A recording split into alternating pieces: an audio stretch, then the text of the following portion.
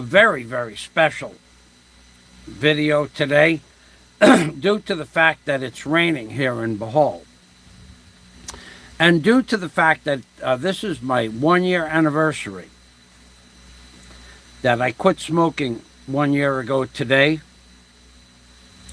and I have not had a single cigarette or any consumed a puff of a cigarette or even got close to a cigarette and inhaled it and said, that's good. No, never did that. In fact, the smell of cigarette smoke is nauseating to me. About a month ago, I got into a tricycle, and the tricycle driver was smoking a cigarette. And tricycles are open on both sides. I couldn't deal with it. I had to ask him to put it out. And it's to the point now where my olfactory nerve cells, I can smell a cigarette from somebody smoking a cigarette from a car or a truck 200 feet ahead of the jeepney. I can smell it over the diesel fumes, and it's pretty nauseating. In fact, even on the beach, when the wind is blowing from the beach, which is about 150 feet away from my window here, and I have the window open, I can smell a cigarette from 150 feet away and get nauseous. So it is something where a year ago I couldn't smell a cigarette from 150 feet away.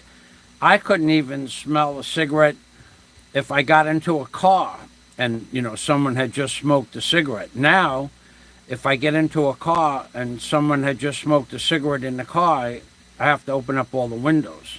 I get nauseous from it. So the wish, want, will, and desire for a cigarette has pretty much gone away. Every once in a while, I don't know what it is. There's got to be something that triggers a sensory perception that you want a cigarette. But it doesn't mean I'm going to have one. But like every once in a while, I just get the urge to have a cigarette. And then I say, well, I don't smoke anymore. So then within a minute or so, the urge goes away. However, I feel much better for it. And somebody asked me how and why I quit smoking a year ago. And that's going to be one topic, the first topic that we're going to talk about. And the second topic is going to be something I've been profusely reading about, what it is when a person shows signs of having a psychotic break. And now I will not impose any of my personal feelings about having a psychotic break, who may be having a psychotic break, but I will tell you by definition and reading from Google what a psychotic break is. And I do believe that there are more people that probably have psychotic breaks to some small degree than you would believe, but there are a few people that you may know in your life that have all the full effects of having psychotic breaks. Delusions, hallucinations, and visions, or delusions of grandeur. So that'll be the second topic. So the first topic is, why did I quit smoking and how? So theoretically, it was a monetary thing. When cigarettes went from 100 pesos per pack to 120 pesos per pack, and then I went next door to buy a pack of cigarettes, and they said that cigarettes went up to 120 pesos. I just thought that was an unreasonable jump in price. That's 20%, by the way. So 20% is a big increase in cigarette. And then I said, well, I'm not going to buy cigarettes from you. And then I went up the block, and I don't know if they called one another, whatever. But when I went up the block, the woman up the block wanted 150 pesos per pack. So now that's a 50% increase since yesterday. Not yesterday, yesterday, but yesterday from 1 year ago plus 2 days yesterday. So I even went so far as I was going to buy a carton of cigarettes, like it was November 31st, November 30th, and the carton of cigarettes was, the price of the cigarettes were 89, let's just call it 90 pesos per pack. So the store next door to me is only paying 90 pesos per pack unless they go to a discount store where they could get it for like 84 pesos a pack. But let's say they were paying 90 pesos a pack. So they're making 30 pesos off a pack of cigarettes, which is 30%, to hand you a 2.5 ounce package. That's a lot of money to hand out a 2.5 ounce package. So number one, I don't agree with the profit margin on it. And number two, when the woman up the block said 150, now that's a 60%, 60 peso. That's a 60% increase over the cost of the product. And I said, you know what? This isn't going to stop. Now, I don't know what they are now, but I said, I might as well just quit right now. And that was it. I did not buy a pack of cigarettes that day, and I don't ever plan on buying cigarettes again. And hello, Jerry Country. Oh, we have to bang the pot for you from yesterday. I didn't forget. I got to get the pot. The pot was not on the roof. So now I just totally disagree with how much cigarettes cost. That was why I quit smoking. But there were other reasons, but the main reason was the price. Thank you. Thank you. Thank you very much, Jerry Cantrell, who has been super chatting me on a regular basis for the last week. Thank you. And I didn't have a pot available to bang. And Mickey Mason is here. Thanks for stopping by. Salamat. We thank you a lot.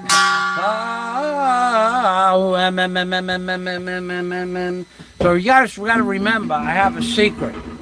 I have a major secret coming up where I'm going to absolutely annihilate someone's credibility on YouTube. But that's not what today's topic is about. I just wanted to share that with you because that's going to happen in less than 38 days. On or before 38 days, January 10th from now. I will completely annihilate the credibility of a blogger on YouTube that refuses to tell the truth about anything. So what I'm going to do is I am going to put together my notes, basically, my notes and video segments to prove that a person is lying through their teeth and how his credibility should not be thought of as credible. I mean, he could be a comedic. He could be known as a liar, but he cannot be a credible witness to the events that occurred in the past. And now that he has completely removed every possible video that he could be that could be used against him, he will of course say that the videos that I will be using or the sources of information that I will be using are not credible, that they were somehow, I don't know, falsified, whatever. I mean, the guy has more lies than a Serta mattress company. So that's why I quit smoking. I quit smoking because it went up 20% or 60%. Also because it was interfering with my windage. When I walked up a hill or down a hill with 4 or 5 kilos of material in my bag, or a box with 8 or 9 kilos of food in it, it was making me breathe heavy. And normally I that never happened before in my life. But as you get older, that kind of thing happens. So we have the cost factor and we have the health factor. Scott Del Fuego. True willpower is not common in today's age of instant gratification. Oh, yeah. There are people that know damn well cigarettes are bad for them, and yet they come on YouTube and explain to people how they still smoke and why they still smoke. Because it's available, because it only takes a second to make a cigarette. Yeah, come on, man. You can't justify smoking cigarettes. Nobody can. You can smoke them if you want, but you can't justify smoking cigarettes. And I don't care if you smoke or not. I'm not here to criticize you for it, but don't come on YouTube and think that you could justify smoking cigarettes because you can make your own cigarettes inexpensively. The tobacco is still inflicting problems with your lungs. So, Flying Circus says no smoking allowed in vehicles or his own personal houses or buildings. I have a rule. I've had this rule since I started in construction. No smoking on my job, period. I don't care who you are. You are not allowed to smoke while you're working. I can't stop you from smoking on your breaks or during lunch, but on my job, nobody is allowed to smoke cigarettes because it takes up a lot of time for them to smoke a cigarette, and it interferes with their mental acuity, and it also interferes with the blood that's circulating to their brain. They get lethargic after they smoke a cigarette. They get a little bit lazy. They do a little less work. So there's a lot of reasons why you shouldn't smoke, but most of them are for the health. Mine to quit smoking was monetary. And then at that point, I was only smoking 1 pack a day, which would have been 3,000 pesos. But when it went up, it would have been 3,600 pesos or $72 a month.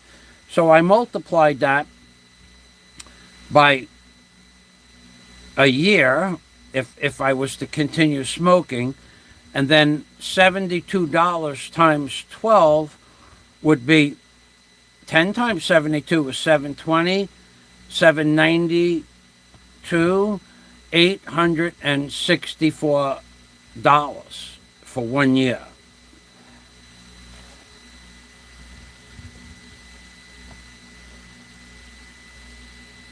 That's right, says Scott Del Fuego. So $864 I saved in the last year on cigarettes. But that's not exactly how much I saved. I saved double that. 864 that I didn't spend, 864 I still have in my bank account.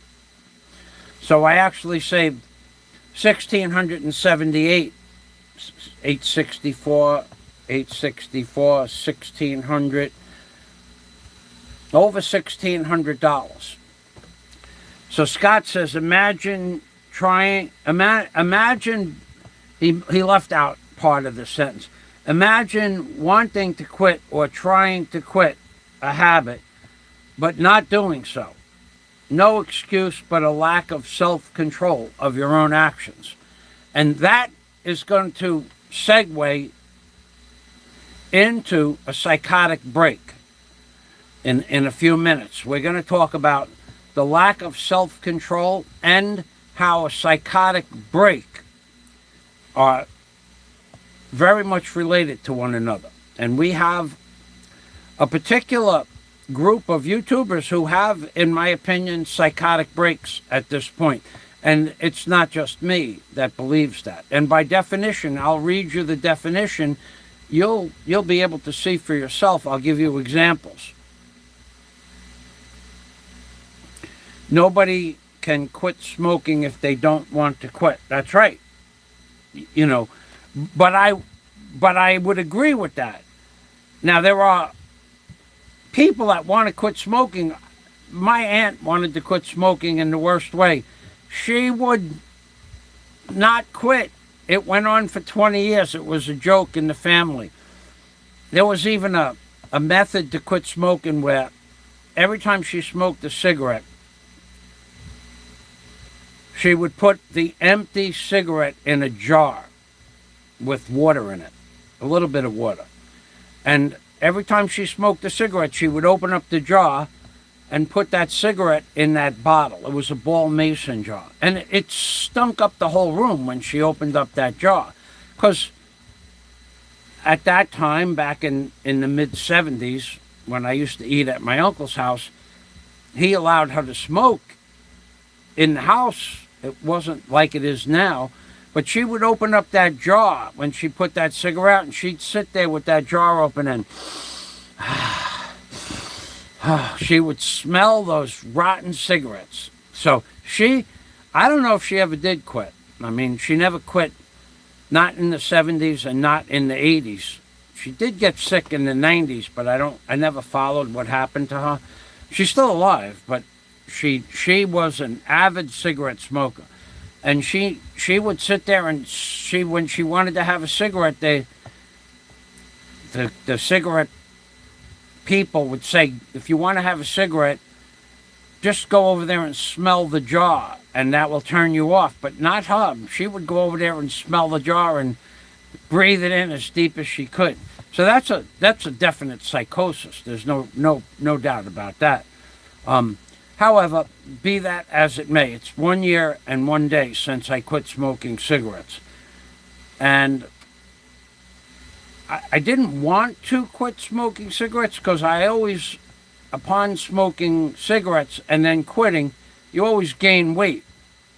And I was already too fat to begin with that I would want to gain weight. So I had to go on a diet and quit smoking at the same time, which I did. I kind of maintained my weight at about 267 until I went on the Carnivore Diet. And then I started losing weight. The great Scott Del Fuego put me on the Carnivore Diet, where I can eat all the meat, chicken, fish, and, of course, shrimp on this diet. It's all part of the Carnivore Diet. And the best part about the Carnivore Diet is that when you eat the meat, you're supposed to eat the fat with the meat. When you eat the pork, you're supposed to, of course, cook the fat, but you're supposed to eat the fat with the meat. And when you cook the chicken, you're supposed to eat the chicken's skin with the chicken, because the fat doesn't digest so fast in your metabolism, and that keeps you from getting hungry, and then you can eat maybe once or sometimes twice a day. But the added benefit that I just discovered about 7 weeks ago was that there is a buffet which is carnivore friendly. The Carnivore Diet is something you should look up. The Carnivore Diet friendly buffet usually it has, this week it had pork steak, it had chunks of broiled chicken, there is salad, which is not carnivore, but the salad has no carbohydrates and no calories, so it's okay. But the main course at the Carnivore Buffet, or the buffet at the ICM Mall, is they have unlimited pork, steak, or chicken, broiled chicken, or you can have spaghetti too if you want spaghetti, but they have unlimited amounts of food. And the best part about that is the shrimp or the prawns, because the prawns are a very expensive product that you're not going to normally just go out and buy. It's a lot more expensive than the pork. So the benefit of the buffet, and there are a lot of benefits to it, are the prawns, and then the benefit of the prawns is that the prawns are cooked with the head and the tail on the prawns, and that benefit is as follows.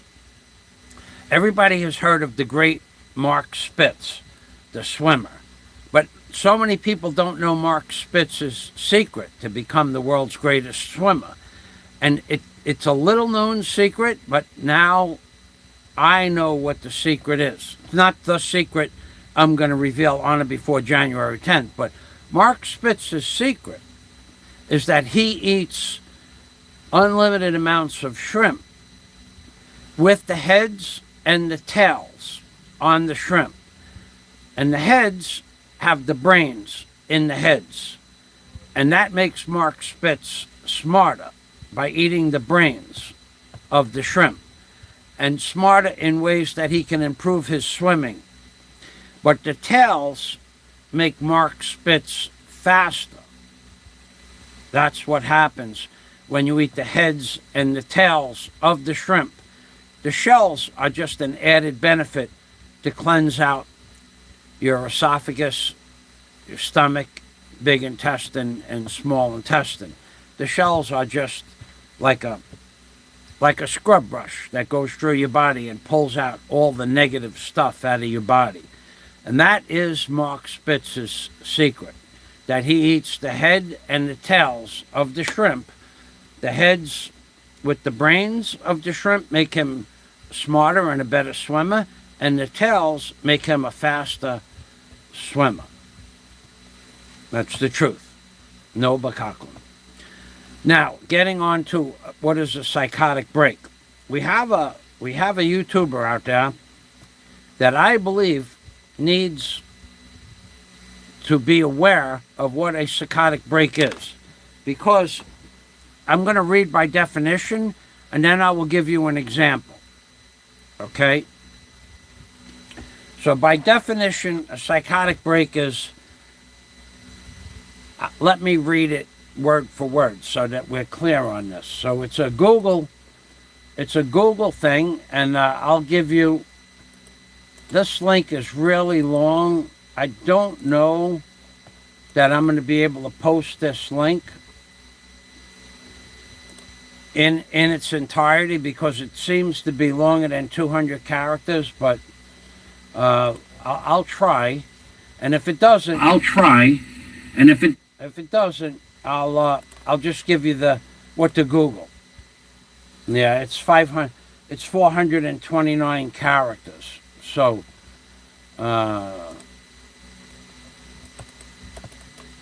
okay, so I'll just give it to you what you can Google. It's one of those YouTube links. And I'm going to remove the bracket. And then I'm going to copy it and post it 3 times. And this will bring you to the page of what is a psychotic break. And you'll be able to see references and examples of a psychotic break. And then I think I'm going to give you an example of what I believe to be a psychotic break. And then you can decide whether or not it's a psychotic break or not. So to go to that page, it's quite interesting actually, because there is a person on YouTube, many people on YouTube that I believe are having psychotic breaks. Now, I don't know if they're doing it on purpose or they're doing it as some sort of test or a joke or just to provoke feelings and emotions from people, but I will tell you that the definition of psychotic break is defined on YouTube by several bloggers. So, it says typically a psychotic break indicates the first onset. Let me go to my bigger page. Okay. Typically, a psychotic break indicates the first onset of psychotic symptoms for a person, or the sudden onset of psychotic symptoms after a period of remission. Symptoms may include delusional thoughts and beliefs, auditory and visual hallucinations, and paranoia. Now, that's just a general description. Now, if you scroll down, you're going to find 4 categories. What is a psychotic break like? So we're going to read all of these. And what is a psychotic break like? This is a psychotic break. When someone loses touch with reality, experiencing delusions, false beliefs, or hallucinations, seeing or hearing things that are not there, and what's called disorganized speech. Now, that happened in a video I was watching this morning where a very well-known YouTuber said that my ex-girlfriend, Daisy May, had met her boyfriend or her future husband before I left for New York City, which was March 1st. So somehow Daisy, who was living with me in Bohol at the time, met a man while she was living in Bohol with me, and this man was living in America. Somehow she met this man while she was still living in Bohol with me in a place called Mindanao at her friend's wedding. So the part here, when you listen to what I just said, it's disorganized speech. Either she was with me in Bohol, or she wasn't with me in Bohol, or she met the man before I left for New York in Mindanao, even though he had not gotten to Mindanao until November 6th of 2019. That defines a psychotic break, where there is a false belief, either whether it's true or not. I don't know if he's serious about the nonsense he was talking about this morning, but he openly stated that Daisy met a man who later became her fiancé before I left for New York in a place called Mindanao before March 1st of 2019, when the man wasn't going to arrive in the Philippines in Mindanao until November 6th of 2019. So therefore, this definition of false beliefs or hallucinations or seeing or hearing things that are not there, and disorganized speech, because there was a conflict of the way he worded the sentence. Daisy met the man while I was in Bohol. No. She met the man before he left for New York.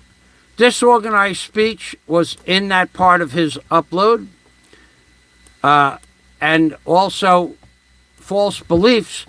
Daisy could not meet her future fiancé, whose name was Eugene, until November 6th. But this man who made this blog this morning said Daisy met this man before I left for New York in March of 2019. Or so she had to meet him in February because she met him before March 1st of 2019. That defines a psychotic break. By definition, that video is either 100% false and done to initiate some negative ill feelings, to provoke maybe someone to anger someone, or to anger me in this case, to provoke me to the level of possibly maybe he wants me to threaten him because his life is not going as it should, or he needs me to threaten him, his physical well-being, because he doesn't have enough proof to bring me to court. So I think he's doing it to intentionally provoke me to threaten his well-being.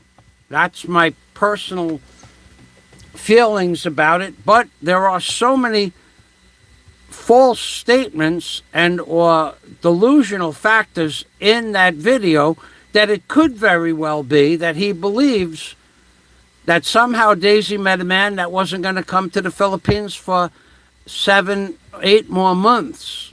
I don't know which one it is. But one thing for sure, he's trying to make me personally get angry enough with him to threaten his well-being, and then he will go to the police and or the authorities with that so-called threat and claim to be a victim. Now, I've seen him do this before, so I know this is one possibility of what he's doing. He did this with Barry Jordan, and Barry Jordan fell for the hallucination and the false beliefs, and then Barry did threaten him, and now he supposedly has a case against Barry Jordan. So if you are being harassed or bullied by this person who made the video this morning, and we all know who that is, then I suggest you don't fall for his lies, false statements, delusions, hallucinations, or false beliefs, and fall victim to calling him in anger and possibly threatening him, because that's what I think he wants. I think he needs to feel that you threatened him in order to feel alive, number one, and in order to feel, in order to be called, in order to go to the authorities and call himself a victim, that they want to hurt me. They want to hurt me. They want to hurt me. I'm a victim. I'm a victim. You've heard that before. Do not fall subject to his hallucinations, if they're hallucinations, or his lies.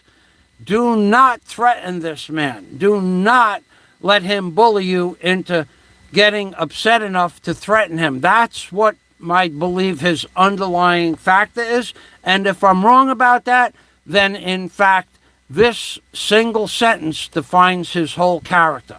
It's either one or the other, or a combination of both. Now, that is what a psychotic break is like.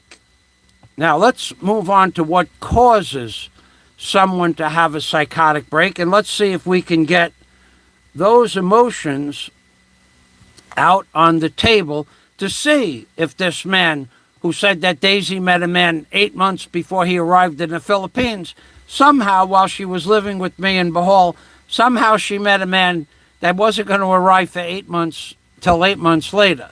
That is a false statement. It's either an hallucination, a lie, or a false belief and or a delusion. Certainly it's disorganized speech. Now, what causes someone to have a psychotic break? Let's go to the main definition. These are all short answers, but what causes psychosis? So, a psychosis, by word, is the definition of what a psychotic break is.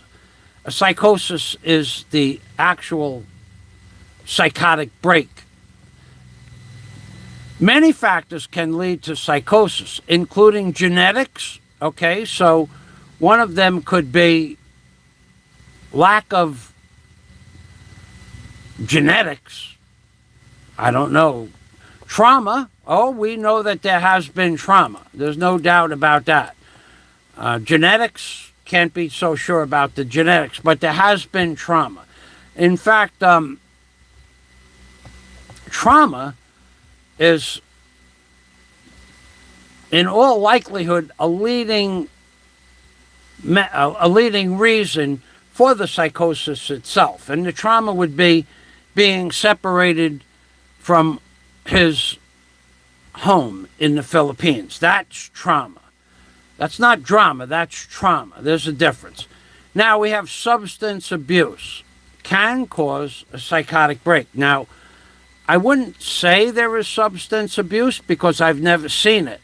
But that is a reason for having a psychosis, a substance abuse. Now, I do know for a fact that people who smoke pot.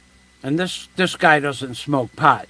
But I do know for a fact that people that smoke pot, they are one person before they smoke pot, and then they are a different person after they smoke pot.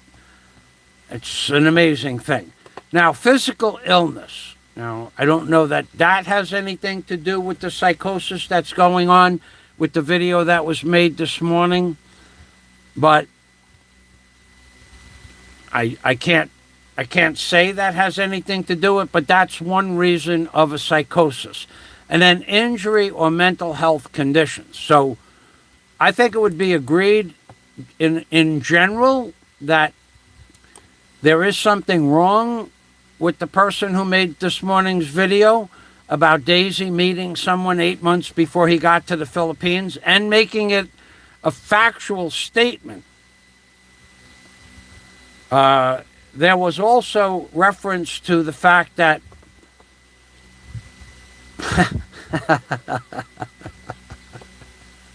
there was also reference to the fact that I don't have permits to build a hotel. Now that's delusional. I've showed the permits multiple times, and now again he goes back to, I don't have permits to build the hotel. Well, I do have permits. So that's delusion or a false belief or an outright lie. So there are so many things wrong with that video, but let's move on. What causes someone to have a psychotic break? What is an example of a psychotic episode? Okay, let's go to that. Psychosis is a term to describe when you experience reality in a different way than other people. Now, I could use the example that Daisy could not have met Eugene, who didn't arrive to the Philippines until November 6th of 2019. I can factually state that she was living with me in February of 2019. So she could not have met Eugene until November 6th of 2019, 5 months after we broke up. That is a psychosis. I could also say that part of the psychosis involves that stating over and over, day after day, month after month, year after year at this point, that I don't have plans to build a hotel. That's a psychosis. When my plans have been exhibited multiple times and my permit number has been displayed 100+ times on YouTube. So when you hear that this guy not only can't build a hotel, but he's never going to get plans and he's never going to build a hotel, that is a psychosis, because I am going to build a hotel and I do have plans. So this, again, defines this YouTube personality as having a psychosis. Now, moving on a little further, what is an example of a psychotic episode? What is an example? Well, an example would be for a man to say that Fazio does not have plans or permits to build a hotel, when in fact I have plans and permits. A psychotic break example would be that Fazio doesn't know anything about construction, although I've been a licensed contractor for 38 years in America. Another example of a psychotic break would be that Fazio brought rotted lumber from America to the Philippines. I did not bring rotted lumber from America to the Philippines. I brought exotic wood that was dusty and musty from being outside, and it had ants in it, but it's not rotted lumber. It's exotic 5/4 inch #1 grade A select, no knot, no pin cluster lumber, which would probably cost $10 a foot in today's world, and if you had to varnish it, you'd have to up the ante to about $15 per lineal foot. So I brought $1,000 worth of exotic lumber to the Philippines. But that's not the point. The point is that he saw the lumber on the video was not rotted. He saw the video where the wood was intact but a little bit dusty and musty, and he made up a story that the wood was termite infested and rotted when that was not true. So he saw a video of the exotic lumber. I explained what the exotic lumber was, including the African mahogany, which is in pristine condition, that I built my boat out of, and he transferred perfectly good and reusable lumber, or new lumber that has never been used, into termite infested rotting wood that somehow I paid to bring from America. That is a psychotic break. So let's go here. Can a psychotic break be cured? There is no cure for psychosis. Now, we know for multiple years this psychosis, and this blogger in the question is, by the definition, having these psychotic breaks for years now. The fact that he claims that he can prove that Daisy was having an affair with someone while I was still living with her, but shows no proof of it, that's either a lie or a psychotic break, or a delusion, or something that is hallucinogenic. We don't know. I'm not a doctor. Now, there is no cure for psychosis. Now, that we know, because over 1,000 videos and over 30 or 40 YouTubers have made videos condemning his crazy antics on YouTube, and yet he still believes he's a victim, and he still believes he's going to be putting people in jail for talking about the truth that can be proven using his own very videos. That's psychosis. Now, that's psychotic breaks. But there are many treatment options. So there's no cure, but there are treatment options. In some cases, medication is to blame. Ceasing the medication can stop the psychosis. So, is there medication involved? I can't say. But if there is, maybe stopping the medication would remove the psychosis. In other instances, receiving treatment for underlying condition may treat the psychosis. So if there is medicine involved, ceasing the medication might be a solution, or if there's no medication involved, adding medication to his daily diet would be something that might solve the psychotic breaks. And then it goes on and on. What is the difference between a nervous breakdown and a psychotic break? How do you help someone with a psychotic break? Let's find that out.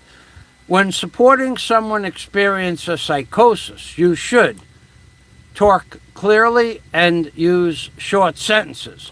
Because apparently, when I was showing the people the perfectly good red ribbon African mahogany that I built my boat out of in pristine and or mint condition and speaking in slow sentences, that didn't work.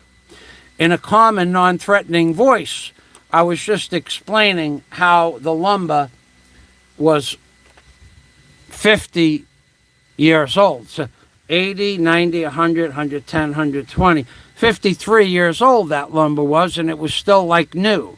And I said it slow and in very loud and accurate words, phrases, but he didn't get it. So talking clearly and in short sentences means nothing to this particular blogger. Now, be empathetic to how the person feels and their beliefs and experiences. Well, we tried that as well. That doesn't work. And then validate the person's own experience of frustration or distress. That didn't work either. Everybody has tried to reason with this man, but he still comes up with these videos about how to destroy someone else's person or persona. So that is by definition, what a psychotic break is, how you define it, how you can determine if it's true. And if you know somebody with this condition, well, it says it right there. There's no actual cure for the psychosis or the psychotic breaks. There was only treatment, and every well-known treatment. I mean, I could go on, but in today's video, how can it's so clear, it's such a clear as day issue. How can Daisy have met Eugene that didn't arrive in the Philippines till November 6th? How could she have met him before I left for New York? How is that possible? And how do I know this? I know this because when Daisy and I broke up, she was physically involved with another man, not Eugene, who I knew well. And they were going to get together and live happily ever after.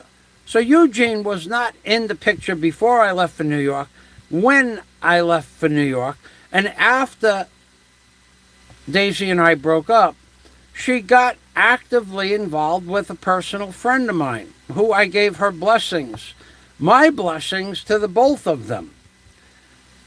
After I wasn't dating or living with Daisy anymore and had no intention of getting back with Daisy, it's none of my business who she dates, but she made a really cool choice to date someone after we broke up. It didn't work out, but at that point, she was very much involved with a friend of mine, and I talked to them in three-way conversations and gave them both my blessings. I didn't care. So that was maybe in September of 2019.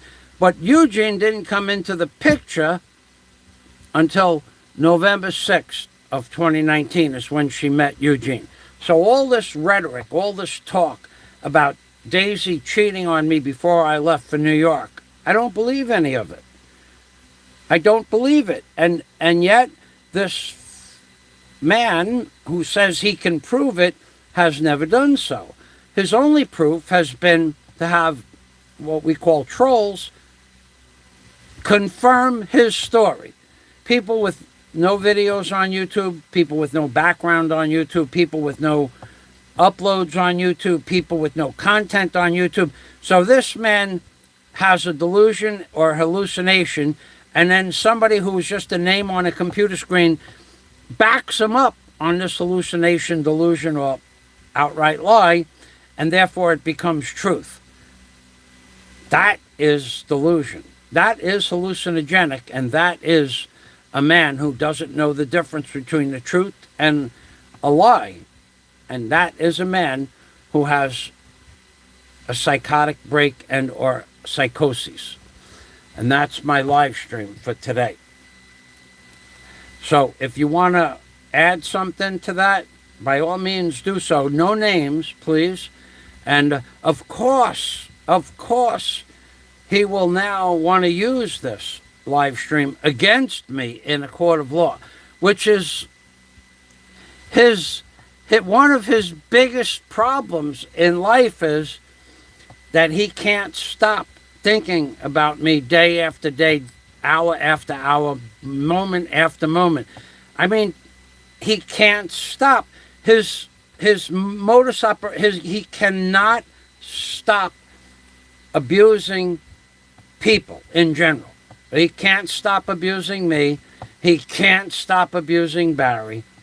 He can't stop abusing over a dozen different people over the course of the last year. Some streams that he posts, he abuses verbally 5 and 6 different people. None of it has to do with the truth. None of it is provable, but he feels it's necessary to demean or defame an innocent girl like Daisy May and make her look like the bad guy. Now, I don't have to defend Daisy because number one, in all the years I was with Daisy, she never lied to me. So I had already asked her about this years ago, a year and a half ago. She said no. I said, okay.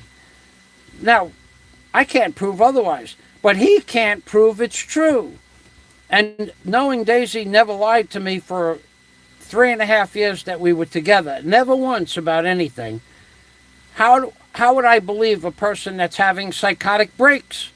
Why would I believe a person that has a psychosis and doesn't know the difference between delusions and hallucinations? I would not believe this person.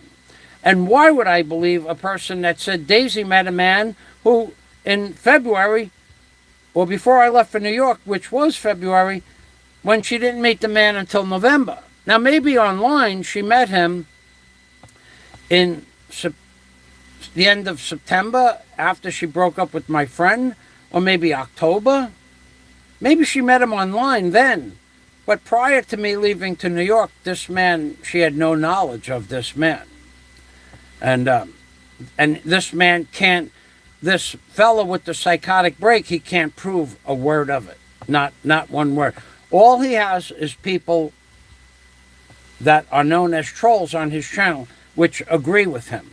But no actual physical proof that Daisy was talking to Eugene in February. Now, maybe she was talking to other men, which he says is true, when I left for New York, but no proof of that. It's only hearsay, and it's third-party hearsay at that. Now, if she was, I don't know about it. And if she was, I don't care about it. It's like a year and a half ago already. My life does not hinge on what Daisy May did a year and a half ago. We're separated. That's it. End of story. But this guy can't let it drop because he has to destroy every venue of friendship between any two people. If you're friends with somebody, he has to destroy that friendship. He did it with multiple people. He actually even caused a marriage to break up by sending the man's wife screenshots of the man super chatting Chi Corsairs. This guy can't stop. He won't stop until he realizes that there's something wrong. And then until he realizes that, which goes back to, can the psychosis be cured? And the answer is no. He won't ever stop. So just get used to it. This guy is going to continue for the two reasons I stated earlier. One, he's either having delusions and or hallucinations, and he's really delusional and really hallucinogenic, or he's doing it to instigate a threat back at him so he can take that threat and go to the police with that threat and again call himself a victim. That is, he has said over 100 times in the last 5 years that he's a victim. So this is also a very well-known problem among people with these psychosis. They feel that they're a victim. Now, you've never heard me say I'm a victim, although a lot of this stuff is directed at me. I don't think of myself as a victim. I think of myself as being attacked by a man that's very sick mentally. But I'm not a victim. If I was a victim, I would have a completely different opinion about this. He calls himself a victim because there are 100 people that have attacked him, so he's a victim. Even if just one person attacks him, he's a victim. Because that's what he believes. He believes himself to be a victim. He believes that he's done no wrong. He believes that he can do no wrong. And one day, he may or may not understand that he has spent 5 years of his life in a room, locked up in a room on YouTube, calling himself a victim. That is not living life, but that's what he calls living his life the way he wants to. Of course, he is living his life the way he wants to, but by definition, most people would not define that as living life. To spend 5 years fighting with hundreds of different YouTube personalities, day after day, week after week, month after month, year after year, is not what most people would consider using their time in the best sense of the word. Now, I'm only in here today because it's raining out. If it wasn't raining, I'd be out on the roof making a video and giving you content. I showed you content yesterday. I showed you how to make spacer slats out of bamboo with a knife and a block of wood. I showed you how the lumber was stacked to keep it from rotting. I showed you 50-year-old, 76 was when I put the boat in the water. 72 was when I started buying the wood. So 82, 92, 102, 112, 2022. 2012, 2020. 49-year-old lumber, I showed you how it's still a viable asset to building something. That's content. The fact that I showed you how to stack lumber so it won't rot, that's content. The fact that I explained to you what the lumber designation, number one, grade A, dense, select, white pine, seasoned lumber. That's content. You're not going to find that wood in the Philippines, which is why I brought the wood to the Philippines. Because you can't buy that wood. I can make door jambs and window jambs out of that wood. I already had it in stock in America in my warehouse. I bought a container to bring to the Philippines. Why wouldn't I put my supplies that I had in America and bring them to the Philippines, whatever's usable for the hotel? It would make no sense to throw out more than $1,500 worth of lumber. It would make no sense to throw it out, especially when I'm going to have to buy it again when I get here. I just put it in a container and shipped it to the Philippines. And the fact that he calls my work yard a junkyard, it's because he has no construction skills whatsoever. None whatsoever. Now, I don't care about that, but he wants to demean or diminish my construction skills to somehow make himself more powerful. No, it just makes him look like the jerk that he is. Let me read these comments.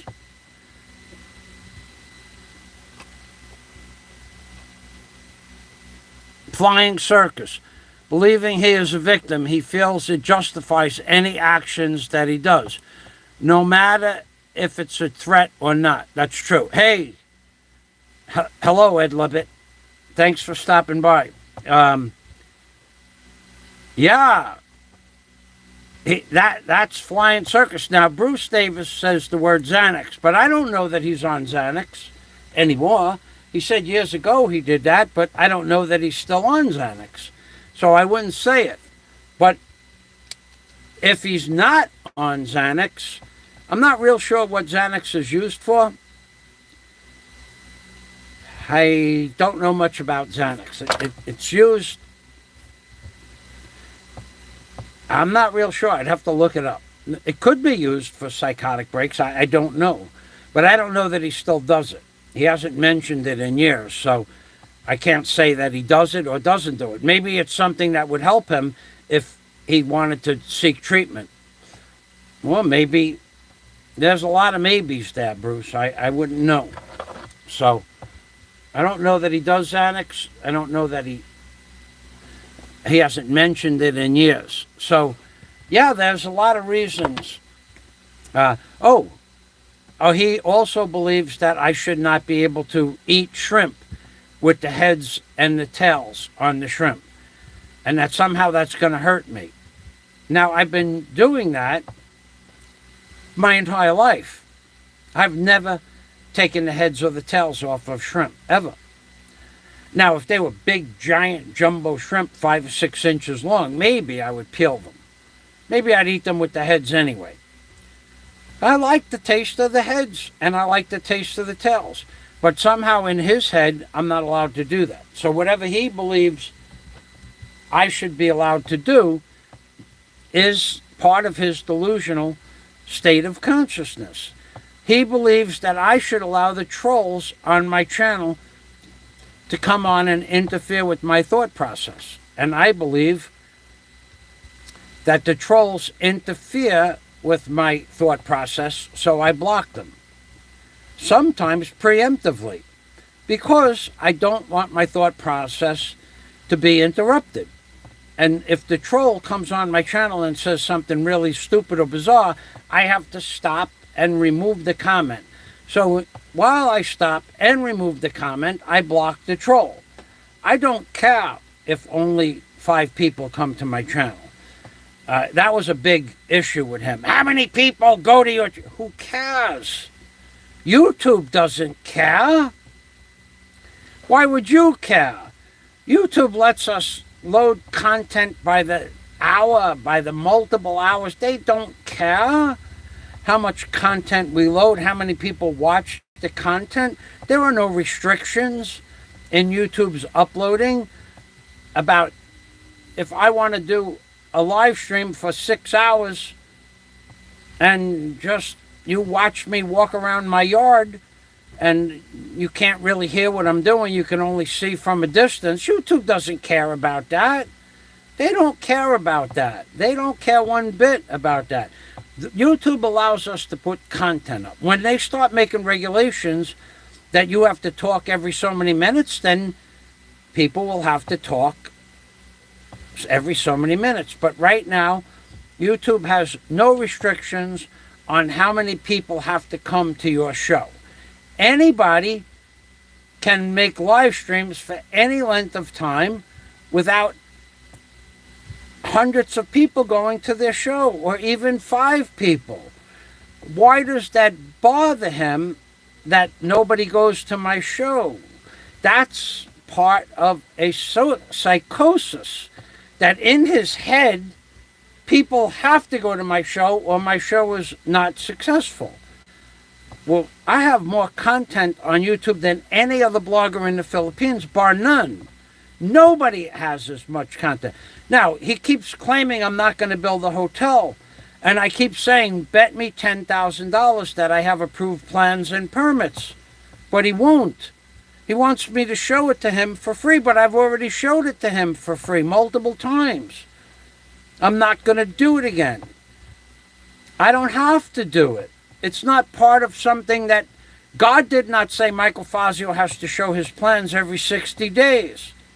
My plans are applied for, are approved, are signed off by all the agencies involved, and I have permission to build a 4-story hotel. He keeps saying there's no hotel. I've been building a hotel for 6 years. No, that's not true. Another delusion, another hallucination inside his head.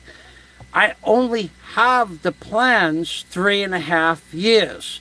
I wasn't allowed to start until 3 years ago when I dug the holes for 90% of the footings. And then I got injured when I fell off a ladder that collapsed on me, and I was out of work for 6 months. And I don't have to explain any of this to people. He makes up these stories that I haven't done any work. I have all the footings dug except for 2.5 footings. 2.5 footings. I have a cement mixer. I'm ordering a rebar bender. I have a rebar tying machine in my possession. I have most of the heavy equipment I'm going to need to build the hotel and do the foundations in my possession. And yet he says nothing has been done. This is the preliminary steps. And then what did we have? A lockdown that shut the world down? I have been trying to buy a rebar bender for a year. There are no rebar benders available. There was one, and it kept getting canceled. But I don't have to explain that. This guy is completely delusional. He saw the live streams where I showed the paid receipts for the rebar bender.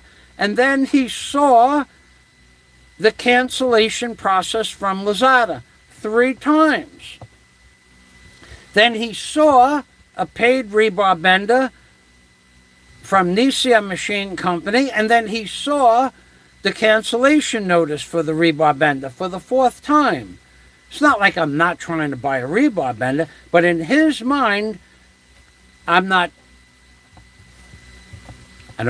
doing enough in his mind, and he does not control me. And he's going to find out soon enough that, in fact, he doesn't control much of what goes on in his world at all.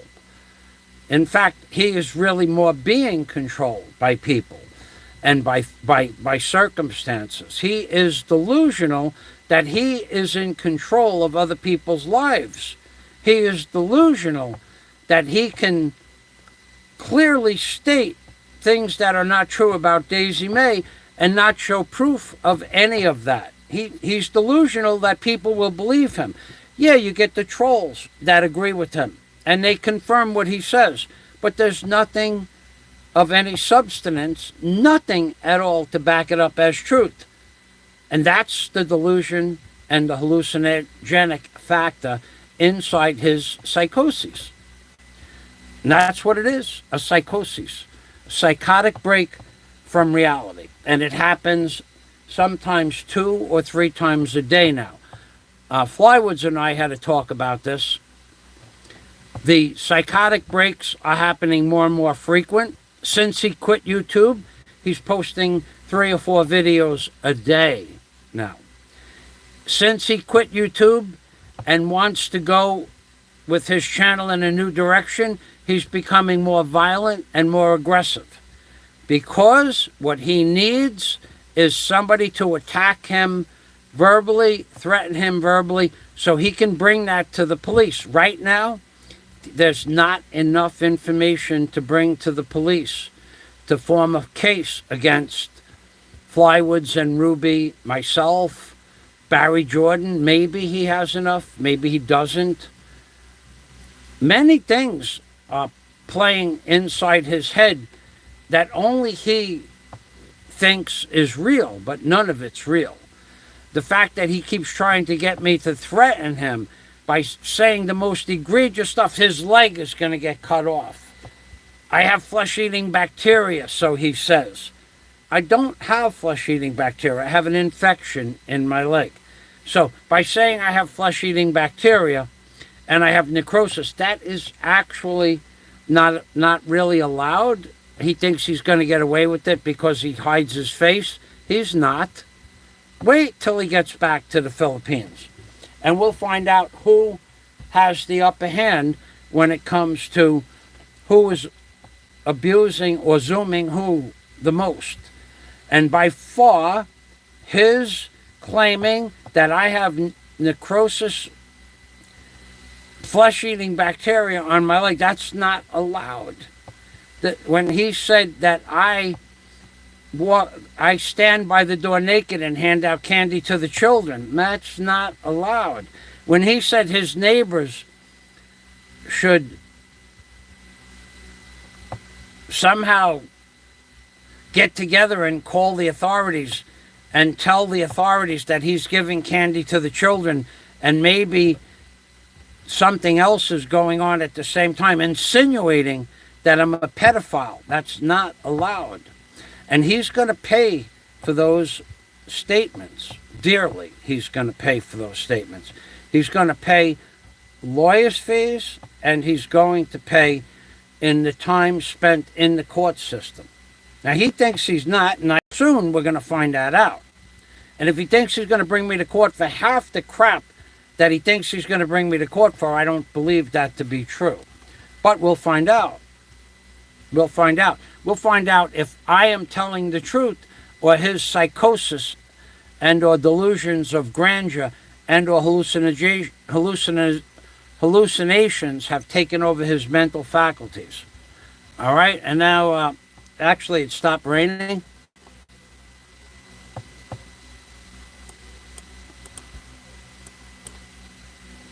Ed Lippett, I don't know. Probably not for a while. I kind of like building by myself, and then I would have to change the whole venue of building if I hired people. There are rules about that. So for the next several months, I will do the forms, the bending of the rebar when I get the rebar cutter, the tying of the rebar. I'll do all that myself. Probably I won't hire anybody for a long time. But not that I couldn't, but then I would have to change the way the work is done on the property.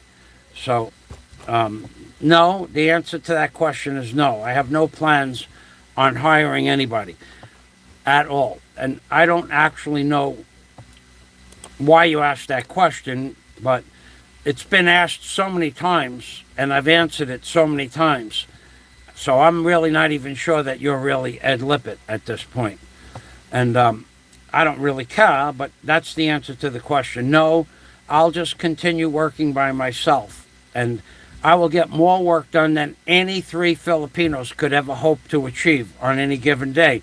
Once I get all the tools in place, can 10 Filipinos bend a number 9 bar 100 times in an hour and a half? No.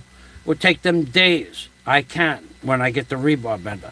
Can they make a tie in 1 second? No. But with the rebar tool, I can do that. I have really no wish, want, will, or desire to work with Filipino labor. They don't listen.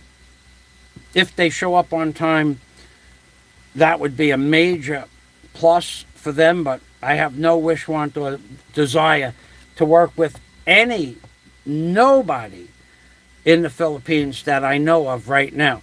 Plus, you can't stop them from smoking cigarettes on the job. They tell you outright, no, I smoke cigarettes. It's the Filipino way. And I won't have anybody on my job smoking cigarettes.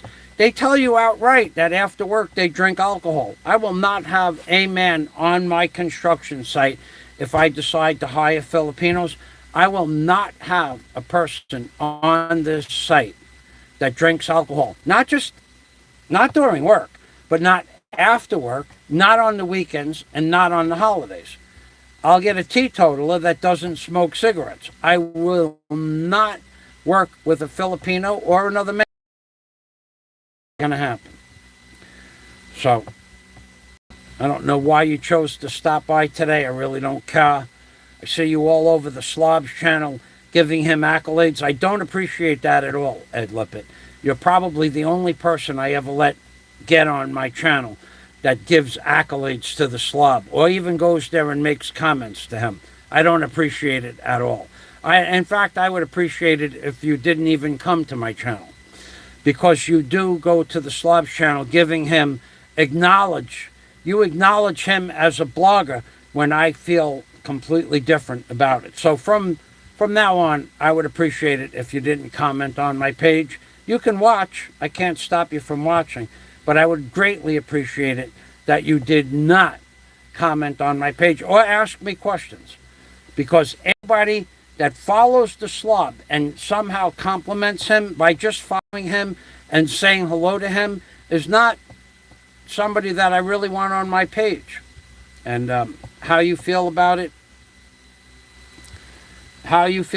is up to you. Who are you talking about? You have been on FSV's page hundreds of times in the last 6 months, saying hello and acknowledging him. I don't appreciate that. That's the answer to your question. The fact that you even comment on his page is giving him credibility. And somebody like you giving him credibility is not something I appreciate. Oh, him. Yeah, oh, him. Oh, him. That guy got on somebody's channel yesterday and made it so clear that he called me puss leg and the pustule man and the e-beggar. I don't like him at all. And if he ever shows up in front of my house like he says he's going to, he will regret that. I don't understand why somebody like you with your background would go to his channel at all in any way, shape, or form. Yep, my glasses. Okay.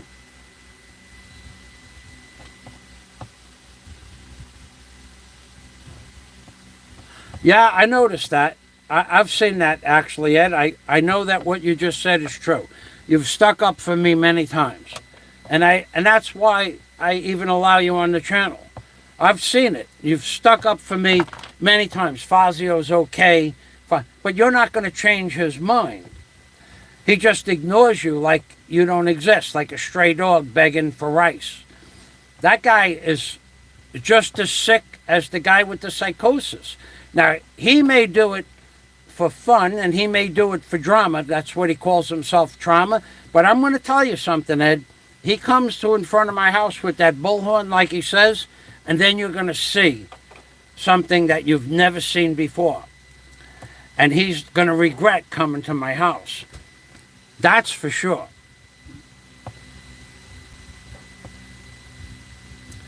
And you always will. I appreciate that, but there's no reason to give him any acknowledgement. And so that's just the way I think.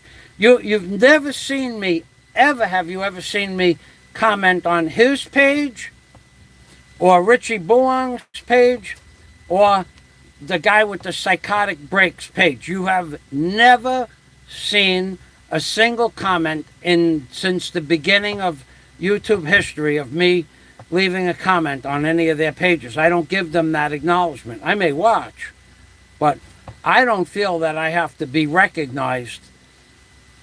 No matter what I say over there, you're going to get 100 people. You got that guy, FSV, calling me puss leg, really? Really? You know, I'm going to ask him to repeat that when he gets here. He's going to stand in front of my house and yell out profanities at me. I can't stop him from doing it, but I will guarantee you he never does it again. That's what I can guarantee you. Now, he was going to come to Bohol before he went back to wherever he was going. Now, he didn't do that. Now, he maybe because of travel, whatever. Hey, Slub, you come to my house and stand in front of my house and yell out profanities at me, and you watch what happens to you. And it will happen. Don't listen to the guy with the psychotic breaks that I'm somehow going to have a bladder problem when you get here.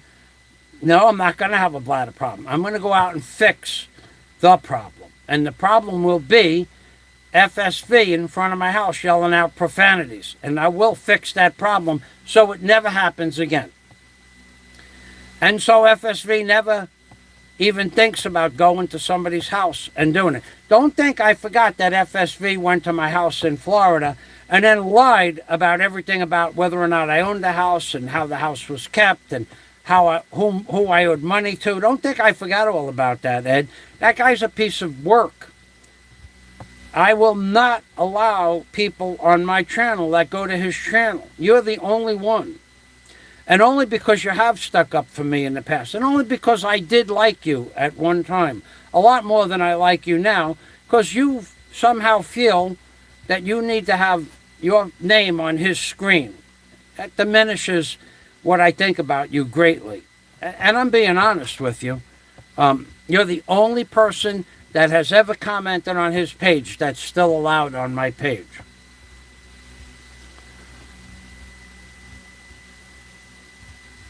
I don't know about Richard Buong. I don't know about his tribute to me. I don't watch his videos at all. I even gave him permission to use whatever material he wants that I've posted, and I won't copyright anything. I don't care what Richie Buong. Richie Buong is a nuisance. Not so much that has to be addressed. If he comes to my house with FSV, well, then, that's his problem. But I don't think he's going to do that. But FSV, he comes to my house with a bullhorn standing in front of my house yelling out profanities, that will be addressed. And it will only happen one time in all of YouTube history. And it will be ending abruptly.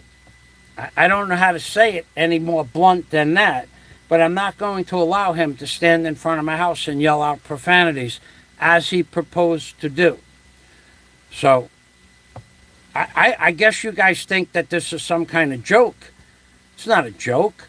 This guy he's called me, this week he called me Puss Leg, Infecto Man, the Infectious Pustule Man, the this, that, and the other thing, and this thing, and that thing, and an e-beggar, and I'm as bad as Barry e-begging. Yeah, you just stand in front of my house and start yelling out that crap in front of my house, FSV. You do that, and whatever happens, happens. But something will happen. So the fact that you were going to come here first, you can use travel as restriction as an excuse. And you'll use travel restriction as an excuse on the way back, probably. Don't come. Don't come. It won't work out well. But, of course, you will twist that around. Oh, I'm going to go to Fazio's house because you like drama. You and that guy, Don C. If I ever see the both of you together, I'm going to straighten out the both of you at the same time. 1, 2, 3. The both of you at the same time, because you, FSV, who's probably watching, and Don C, collaborated to call me, Michael Fazio, the biggest e-beggar on YouTube, when in fact, I have spent more money than most people in the Philippines in the last 7 years. Way more millions of pesos than most people on vacations and traveling around the Philippines and diving, and my expenses for my rent, and my expenses for my equipment, and my outlay for supplies and equipment, and I'm an e-beggar?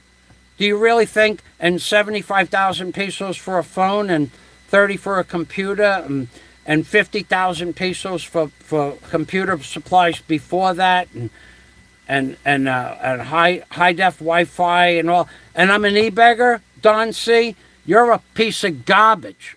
That's what you are. You're a piece of garbage. And so is your buddy FSV. So don't come to Bahal and stand in front of my house because you said you were going to go with him. Don't do it. Don't do it. Just what could I say? I'm telling you, don't do it. It's not going to be, you could take it forever, whatever it's worth. The two of you guys standing in front of my house, that would even be better for me.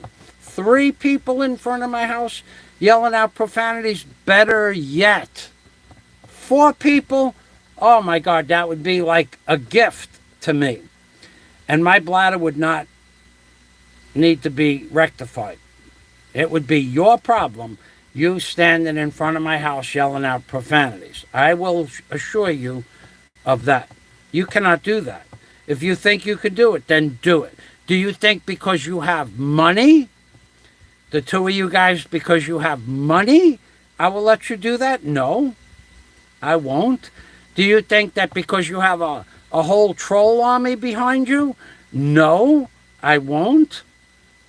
You think that because you have more money than me, I will let you do that? No, I won't. I'm telling you, I'm not going to let you do that. Now, if you decide to do it, I can't stop you. But it won't work out well. I'm telling you that for a fact. So, Ricky, you want to come to stand in front of my house? If you think that you were born with the boys to do that, I can't stop you. But I will not let it happen for any long length of time. Minutes, seconds, depends on where I am and what I'm doing at the time. But it won't go on like you have it planned. I'm going to stand in front of his house with a bullhorn, and all his neighbors are going to come outside and see this, that, and the other thing. Oh, they're going to see something, all right. But it won't be anything that you envisioned. So, FSV, if you feel lucky, if you want to take your chances, you do that. You think I'm laughing at you now? Wait till we're done at the laughter that occurs. I will do things to you that you can't even begin to comprehend. And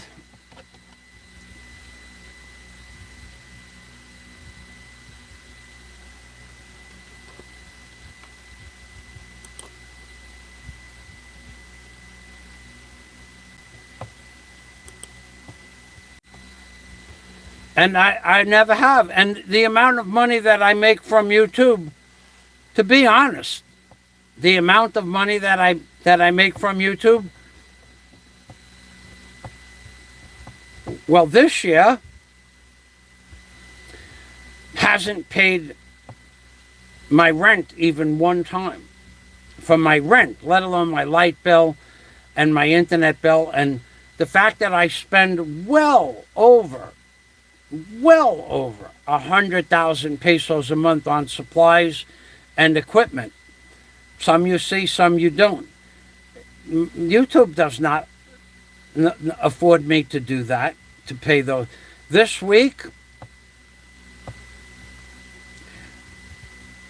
I went through 60,000 pesos this week, and this is not the week where my rent is due. 60,000 pesos. Okay, so you guys that don't contribute or do contribute, and that contribute to some small degree, thank you very much. But you don't pay my bills. Nobody does. It used to be a very profitable thing to be on YouTube, but it isn't any longer. I do it because it's fun for me to go on YouTube. And now we're in the rainy season, so you see a lot more videos that I make. But also because you guys are getting out of control with the threats and the innuendos. This fat slob that tells me he's coming to my house and he's going to stand in front of my house with a bullhorn and yell out profanities. Really? Who needs that? And why should I take that sitting down, so to speak? Believe me when I tell you, I don't know how to make it clear without making it more clear. Don't come to my house and start yelling out profanities in front of my house. I'm not going to have a bladder problem. And that's what the guy with the psychotic break keeps saying. If he ever saw me when I'm mad, he'll need Depends. No, I won't. We already went through this. You're a coward, dude. You're a coward. You just keep saying the same thing over and over, repeat and rinse, like as if it was a scientific experiment, see if you could get the same results. Dude, you're a coward straight up and down. I don't worry about you one bit. Scott Del Fuego. The concept of begging on YouTube is ludicrous. Beggars go to the mark and bother them. On YouTube, you make an overt decision to go to the person's channel and listen. Don't like the message? Leave. That's true. Now, one thing that I'm going to tell you about is I have never asked anybody for anything on YouTube that I can remember. But there is going to come a day, the day that I prove the guy who has the psychosis and the psychotic breaks to be an outright blatant fraud and destroy his credibility. On that day, what I may do on that day is I may ask for donations. Now, I'm not going to be e-begging, but I may ask for donations for you to ask me a question. In other words, if there's a question on that day when I destroy that person's credibility, what little credibility he thinks he has, I'm going to destroy it. Destroy it, annihilate it, raze it to the ground. On that day, I think that if you want to ask me a question on that day, when that happens on that day, in order to ask me a question, you had better be my friend, or I think I'll make it a $50 instant donation to PayPal. And when I see the mail from PayPal for $50, if you have a question that you feel worthy to ask me, I will answer the question. Now, I have already eliminated anybody coming on my Patreon account. So if you think that you're going to come on my Patreon account and data mine, there's a $200 initiation fee to come on to my Patreon account. You don't have to pay it, but I don't have to allow you on my Patreon account. My Patreon account is private. I have private videos on my Patreon account going back into the year 2001. I have videos of things that are personal that you have to pay for if you want to see them. No longer do I allow $5 or $10 donations per month, and then when the money is due on the 2nd of the month, people back out of the donation. So they come to your channel on the 3rd or 4th of the month. They review your videos for 30 or 28 or 26 days, and then when their due is due, the money is due, they back out. That's not going to happen again. I have people come on my channel for $50 thinking I won't kick them off. I kick them off. I give them like 3 hours to respond to me. Who are you? What is your name? What is your telephone number? This is a private channel. I'd like to talk to you before I let you watch my private videos. Not a problem. Patreon has no problem with that. I've been reported a dozen times. They don't have a problem with it, and I don't have a problem with it. Just the guy with the psychosis has a problem with it. Who does he think he is? He has no content. Well, then don't, as Scott Del Fuego said, don't stay on my page if I have no content. And this same clown with the psychosis and the psychotic break every day now has watched, even though he says he doesn't watch anybody else's video, even though he says he doesn't take notes, he has made notes of every video I have posted for the last month, and he goes over the notes detail for detail. So he accuses me of making notes, when in fact he makes notes. And I think it's a good thing to make notes for both of us, because otherwise we won't be able to remember our talking points. When you go to court, the stenographer makes notes. When you go to bid on a job, you make notes of the surrounding area, what it's like. Is there trees in the way? Are there power lines in the way? You make notes. And when you want to make a YouTube upload that's going to be more than 40 seconds, you make notes. When you're going to mention several people's name in a video upload, you make notes. Why shouldn't it be allowed to make notes? What is the big deal? He makes a big deal out of making notes. He makes notes, and he's crying. He's crying when he talks about other people making notes, and yet he makes notes about everything. How could he possibly remember 100 facts that I mentioned in 6 different live streams unless he has notes? He has to have notes. It's good to have notes. Everybody should make notes. In fact, I have notes that I haven't even read yet for today's live stream. So let's go to my notes. Where do my notes start? We have notes. I heard a live stream this morning. Okay.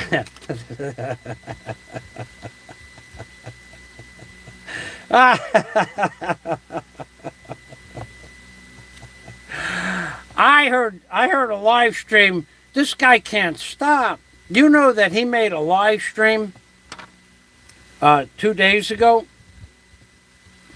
called Equity, No Equity, And in that live stream, this is what I mean, he can't stop. In that live stream, he made a commentary on a particular business in the Bantayan Island area, stating the name of the business and why and what and how he rates the business, which is what he just took somebody to court for, talking about him, and yet he did it to somebody else. And what if someone were to take that video and load it and then send it to the caretaker of that business, where you condemned their business for sanitary reasons? What if someone were to take that video that's loaded on about 5 different people's channel and send it to the business that you condemned as unsanitary according to your beliefs? You're not a sanitary code inspector. Now, whether it's sanitary or not unsanitary, you are bringing someone to court for less,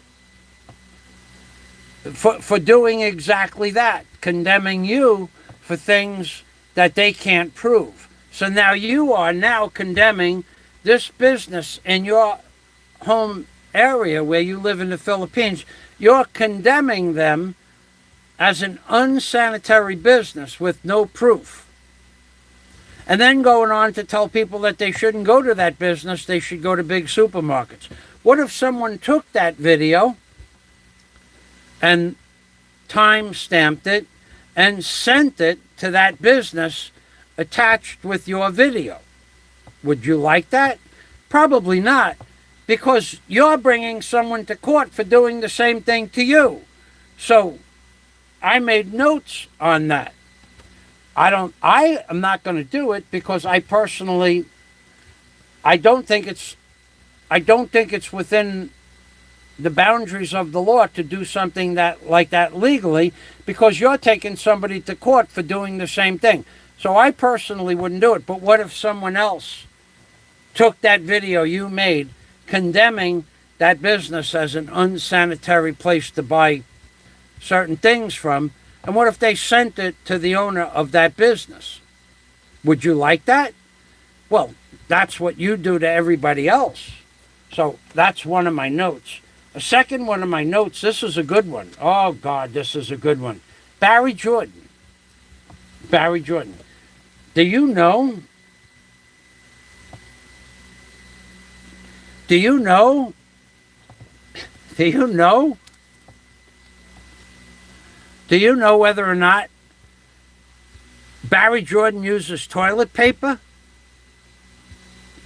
Or does he wash his body the Filipino way with water? Do you know that the Busybody on YouTube made an outright blanket statement that he thinks that Barry Jordan can't afford toilet paper?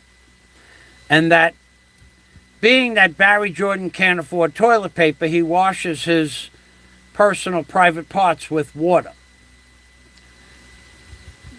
What business is that of the Busybody's business? Is that really that's a psychosis, that's an hallucination, that is a delusion to believe that it's your business to know whether Barry Jordan uses toilet paper or not. There's something wrong with you. This isn't made up stuff. This guy, the Busybody, made it clear as day that he thinks that Barry Jordan doesn't have enough money to buy toilet paper, therefore he can't wipe his buttocks, therefore he must use water the Filipino way, which he finds disgusting. Is it the Busybody's business to know about Barry Jordan's buttocks? No, but the Busybody has to stick his nose up Barry Jordan's buttocks to learn whether or not Barry Jordan has money for toilet paper. That's one of the notes I made this week. Now, the Busybody says Fazio has flesh-eating bacteria, necrosis. I don't have that, but that's against the RA codes to state that. And then he goes on to say, well, understand, I'm in a different jurisdiction. I'm in America. Maybe, maybe not. You've said it in the video, many videos. I have videos with you when you were Jimmy's wife sitting in your kitchen where you said that I have flesh-eating bacteria. So it's not just that you're in America. I have a video of you and Jimmy's wife sitting at your kitchen table talking about the flesh-eating bacteria on my leg and that I'm going to die from that. And that's 3 years ago. And another note that I have is you don't like when somebody talks about you being with Jimmy's wife. Well, who are you with if it's not Jimmy's wife? It is, by law, Jimmy's wife. So by definition, it's Jimmy's wife that you're with. And the only reason why I bring it up is because this Busybody in a previous live stream, said that Roberto Dunn is separated from his wife by a few miles. I don't know, miles, 100 miles, 50 miles. But being that Roberto Dunn is separated from Roberto's wife, therefore Roberto must be cheating on his wife. Has to be factual. And Roberto's only a few miles away from his real wife. So does that fall over into place with you, the busybody, that you're several thousand miles away from living with Jimmy's wife? Are you, in fact, cheating on Jimmy's wife? I don't even know if that's possible. How can you cheat on Jimmy's wife if she's already married? How can you do that? I don't know. It's a conundrum. It's a conundrum, to say the least. So, are you cheating on Jimmy's wife? I don't care. So why should you care if Roberto was cheating on his wife? Why do you have to bring that up? It's just a note I made. It's just a note that you mentioned, that Roberto is separated from his wife, therefore he must be cheating on his wife. So you're separated from what you call your girlfriend and what you called your wife for years, but that means you're cheating on her, right? That's what it means. If Roberto has to be cheating on his wife because he's separated by a few miles, then you must be cheating on Jimmy's wife because you're separated by thousands of miles.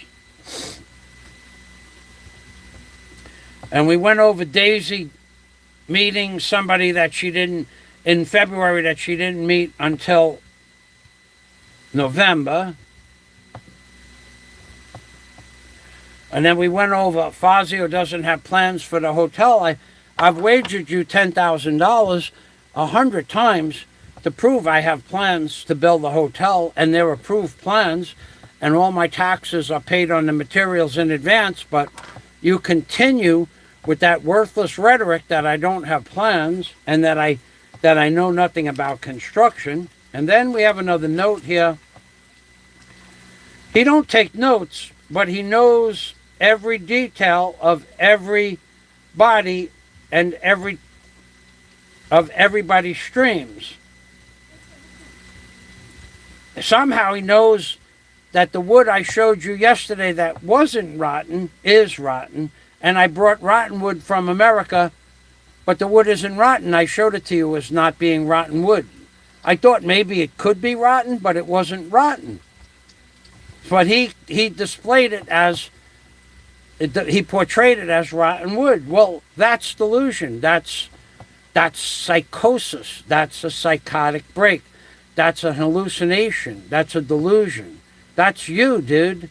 You have all of these things going or not going for you.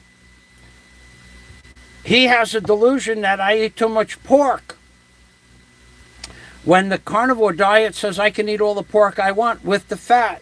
He has a delusion that I shouldn't eat shrimp with the heads and the tails on it, when I've been doing that since I was born. I don't remember ever eating the shrimp, unless the shrimp comes without the tails on it and the heads. I eat the heads and the tails.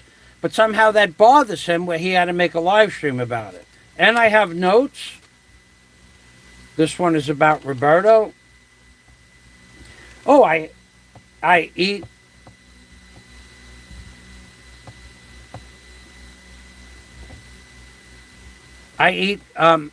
the fat on the pork. I'm not allowed to eat the fat on the pork. It's bad for my heart. What does the busybody care if it's bad for my heart? In fact, Andrew Steinmetz told me this morning that he heard the busybody say, when I was putting the vinyl on the roof, I hope he falls off the roof. I'll laugh. You are just rude, dude. Rude, and I'll go one step further. You will never, ever, ever, ever say those things to my face. Let's be clear on this. We already did this, okay? We already did this once in front of 35 witnesses. You backed down like a little girl.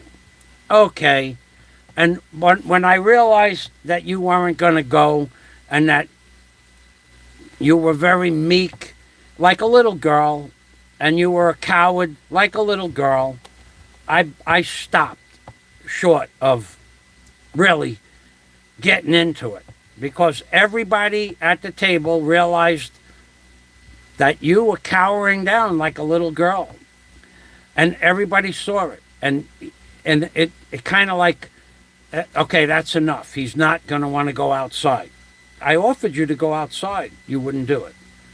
Okay, so for 3 years you talked about beating me up, and for 3 years you talked about how you were going to cold cock me and knock me out and beat me up and do this, that, and the other thing. And when I made the offer to go outside and no one would have stopped us, you cowered down like a little girl. Dude, you got a big mouth and you got nothing to back it up with. That's okay. So I don't go in that direction anymore. I'm just making a note that you had your opportunity to go on that day and you backed down. And from that day on, I never challenged you except to a boxing match in a ring. In a legitimate ring, a legitimate boxing match. So I know you're not going to accept that, but the point is that you keep running your mouth like you can do this, that, and the other thing, and I don't think you can. So starting crap with me, or starting crap with Bama, or starting crap with Roberto, or Canoy, that's just wrong, dude. And one day, somebody's just going to walk up to you and say, now repeat that. Say what you said. And they'll tell you what you said. And probably by that time, you'll be running away. You'll be running. You're not, I know that you're not the type of guy to man up in that situation. That's not you. It's because you've never done that before. Everybody that you had a confrontation. You know, yesterday, 2 guys were standing in front of my house talking. And I never saw them before. And they weren't really making any noise or ruckus or anything like that. But I just walked out inside and said, hey, can I help you with anything? And we talked for about 5 minutes, and there was nothing that I could help them with. They were looking for somebody else. And they were looking for something else. They were looking to buy heavy equipment. And there is no heavy equipment for sale, but they saw heavy equipment here, and they wanted to know if it was for sale. And I said, no. That's another thing. You know, I'm not afraid to go outside and talk to people. You, on the other hand, you have everything but an electric fence and automatic sentries at your abode in the Philippines. You have enough lights to light up the entire perimeter like daylight. Because you're a paranoid dude, man. And you're paranoid because you know you've pissed off so many people. Don't make any mistake about that. Nobody puts up 10,000 watts of light in each corner of their property and 3 cameras. Nobody does that in the Philippines. What do you have that's worth putting up 10,000 watts of light on your property and multiple cameras all over your property? I don't see anything of any value there, and other than your paranoia, and I gotta tell you, people that are paranoid like you are the one that created the situation for you to be paranoid in. I didn't do that to you. I didn't tell Roberto I want to kick his butt. I didn't tell Pinoy Troll I want to beat him up. I didn't tell Dave I want to beat him up. I didn't tell any of those people that I want to beat them up. I did say, Slob, you come here, you'll regret it. And he will. But I didn't put up 10,000 watts of lights. Now, I do have a full security system, but that was because I have equipment on my property, not because I'm paranoid. You're not going to make me paranoid. Not you, and not the fact that you stated last week, now I have enough money to hire an entire army. Yeah? And? How's that going to work out for you if you do that? You know, like you're the one who says there's consequences for everything that somebody does. So you trying to hire an entire army to subjugate your adversaries? How does that work out for you, dude? It doesn't work out for you at all. It works against you. If it doesn't stop your adversaries, it would be like smacking a beehive with a stick, and you would be the person with the stick and the bees would be attacking you if you were to do something stupid like that. But you do stupid shit all the time. You do some of the dumbest things I've ever seen on YouTube. You accused me of not knowing anything about construction. I have more construction knowledge, and I'll wager all the money anybody else can muster up that I have more construction knowledge than any other person in the Philippines. And I don't care whether they're Filipino, American, or German, or anybody else. In general, can all of these people that are gonna I have more, can they run live wire, live boom cranes? Can they navigate the oceans or the lakes, the Great Lakes? Can they fly a plane? Can they operate a backhoe? Do they know how to use a drill rig, a 350 cat drill rig? Do they even know what T50 rope steel is? Do they know how to use a bobcat? Do they know how to use a trenching machine without killing themselves? None of these people have those kind of skill sets. Do they know how to build an airplane that will fly and then sign it off? None of these people have those kinds of skills. I do. So you saying I have no construction knowledge and I don't have an A&P jet mechanics license, where is your money? Put some money where your mouth is. But you won't, because you know I'll make you look like a fool that you are. And there's going to come a day on or before January 10th where whatever little credibility you have, I'm going to personally destroy it. Annihilate whatever credibility you have. Raise it to the ground. And I will do so within the guidelines of YouTube. So I think I'm done. If anybody has something to say, I'll give you 1 or 2 minutes to do that. And then I think I'll go outside and finish cleaning off the lumber that I'm going to use for my door jambs and my window treatments in the hotel. Because I am building a hotel.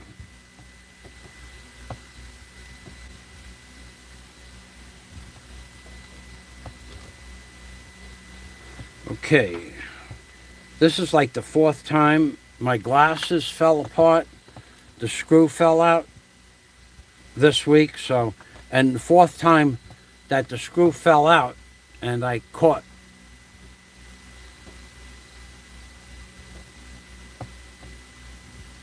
the screw before it landed on the floor.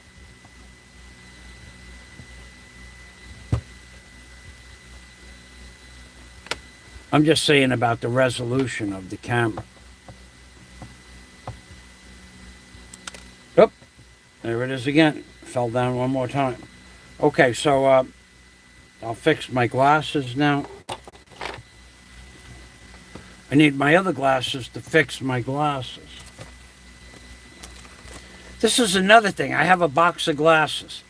They're different powers, the glasses. Some are 4, some are 5, some are 6.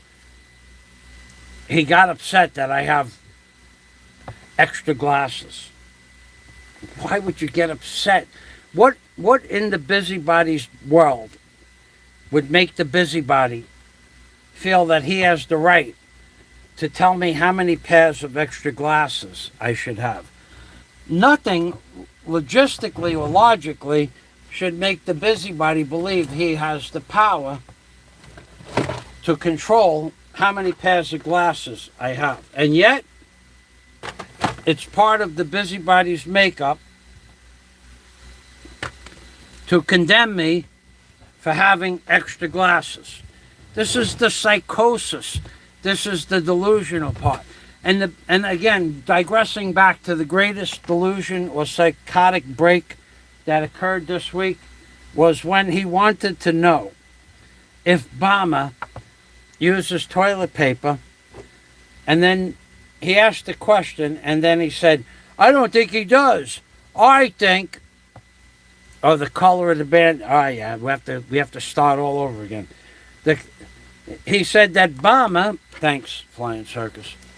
Hold on, I gotta, hold on a minute. Watch me fix my glass.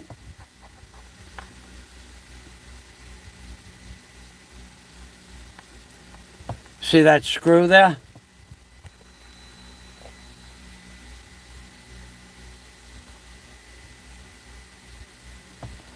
Obama, he wants to know if Obama uses toilet paper. I mean, how mentally deranged. Think about, follow through with the thought process that this clown on YouTube wants to know the answer to does Obama use toilet paper? But follow that through to the end of the scenario, because he did. So he went so far as to say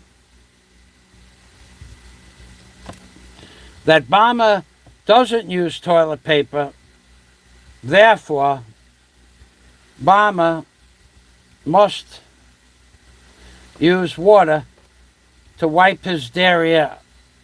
Come on, man. When does the psychosis stop?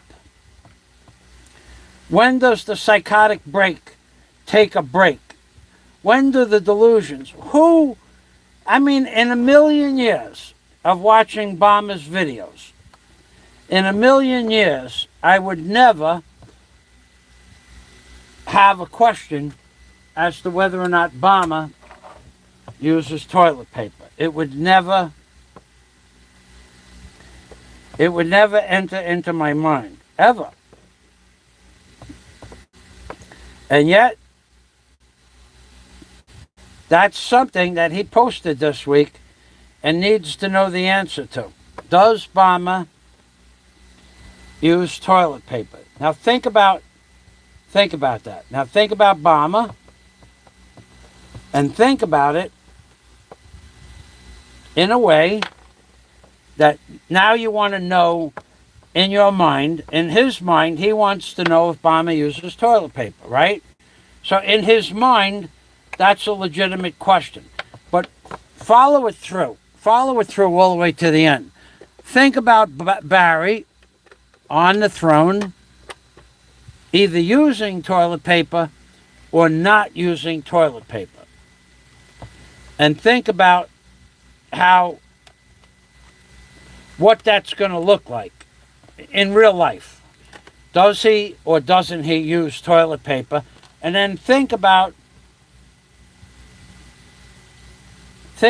the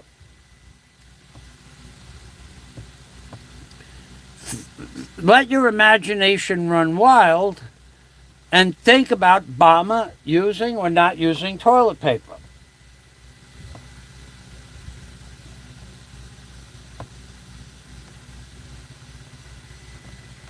Now, I'm saying it serious now, too. I'm not being facetious. I want you to think about Barry on the throne and how he cleans his derriere. Okay, this one,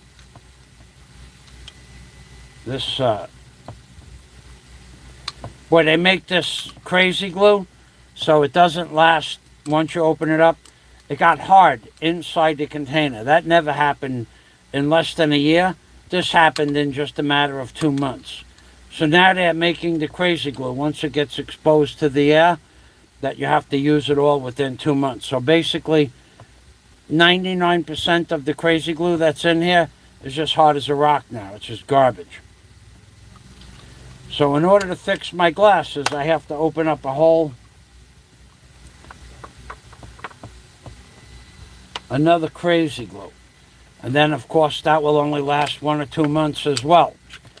They're doing this on purpose. It's called planned obsolescence. And this one, I don't even know if this might be hard in the case without ever having to open it up. In fact, it is. So now I've had these for about 2 or 3 months, and they're both hard as a rock.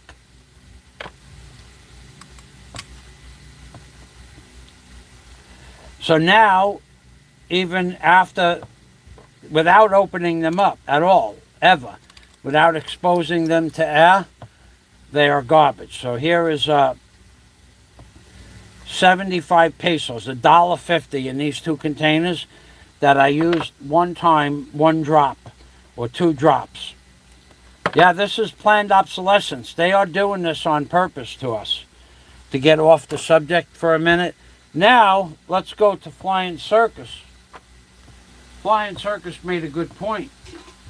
This guy who wants to know and visualizes Barry Jordan, how he wipes his derriere.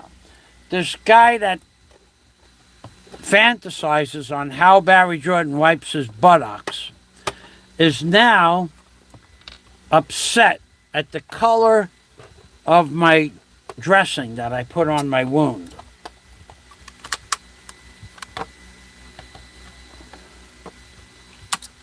He's upset at the color of the dressing that I put on my wound. How can somebody have such a small brain? How can somebody be so anal to worry about the color of the dressing I put on my wound? And going one step further, he's not sure, because he's an idiot, he's not sure if the dressing is white and it looks yellow because everything else around me is yellow, which is stupid in and of itself. If the bandage appears to be yellow and it's in direct sunlight, well, then it's probably yellow. But now for 5 months, I've worn one of several bandages, and let me show them to you. Because the man is an outright blatant moron, an idiot, and not an idiot savant, but an outright moron, that these bandages are made from a yellow material called cotton. And this cotton material, I buy it by the yard, 75 cents per yard, 75 pesos a yard. And then this cotton material I cut down into 17-inch wide pieces of material by 6 feet wide. And then I take that cotton material and then I cut it down into 30-inch pieces of cotton. And then I clean it with bleach and soap at the end of every day, the same way you'd clean the bed sheets in a hospital. And then, but I do add a little bit extra bleach to this cleansing process and kill the bacteria. But this guy is worried about the color of the dressing on my leg, because he's a busybody. He can't mind his own damn business. He cannot mind his own business. There's something wrong inside his head.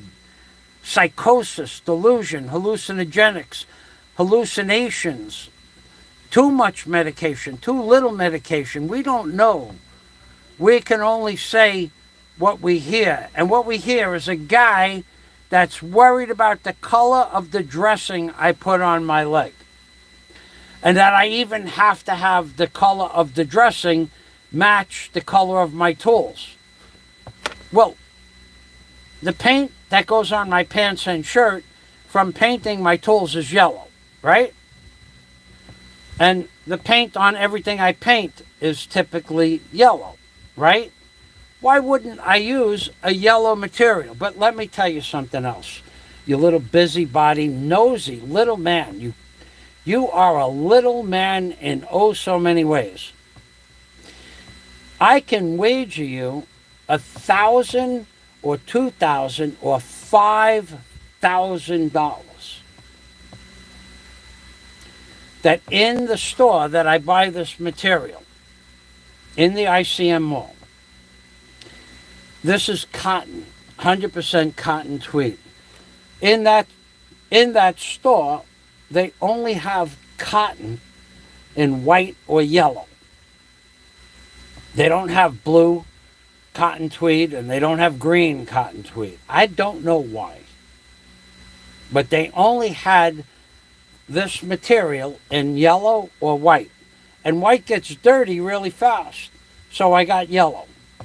Never thinking anything about it. Yellow worked for me. It matches the color of my tools and my shirt and my paint. But you, it bothers. Because there's something wrong with you in your head. Do you not understand? 500 people have made videos about you. Thousands of people try to figure out what's wrong with you every year from listening to your worthless diatribes. The people on your channel are just trolling you, 90% of them, including Fat Slob. But Fat Slob got a big mouth. And he has enough money to come and do what he said. He's going to be the one that's going to regret that. Okay? The other people, they don't really care so much. It's just a joke with them. But the slob, he thinks he can get away with that. He can't. And he won't. And he'll regret it. But can I stop him from standing in front of my house? No. But this is what I'm saying. You are surrounded by some of the most worthless people in this world. And they all egg you on to say even more stupid stuff than the stuff you said yesterday and the day before. But why you worry about the color of my bandage, I have no idea. This bandage protects my wounds that are getting better without medication. You don't believe I stopped taking medication? I did. It's 1 month, exactly 1 month and 1 day since the last time I took any antibiotics, and I'll never take another antibiotic. Because if I were to go outside and show you my wounds right now, you'd say, well, from last month, 50% of everything is gone. With no medication, no cream, and no salve. Because my body is fighting the infection. But for you, that's an impossibility. How could his body fight the infection? He has flesh-eating necrosis bacteria that he's going to lose his leg. You just keep saying that. It's not true. But inside your unstable mental capacity, it's true to you. And will you say it to my face? No. You won't.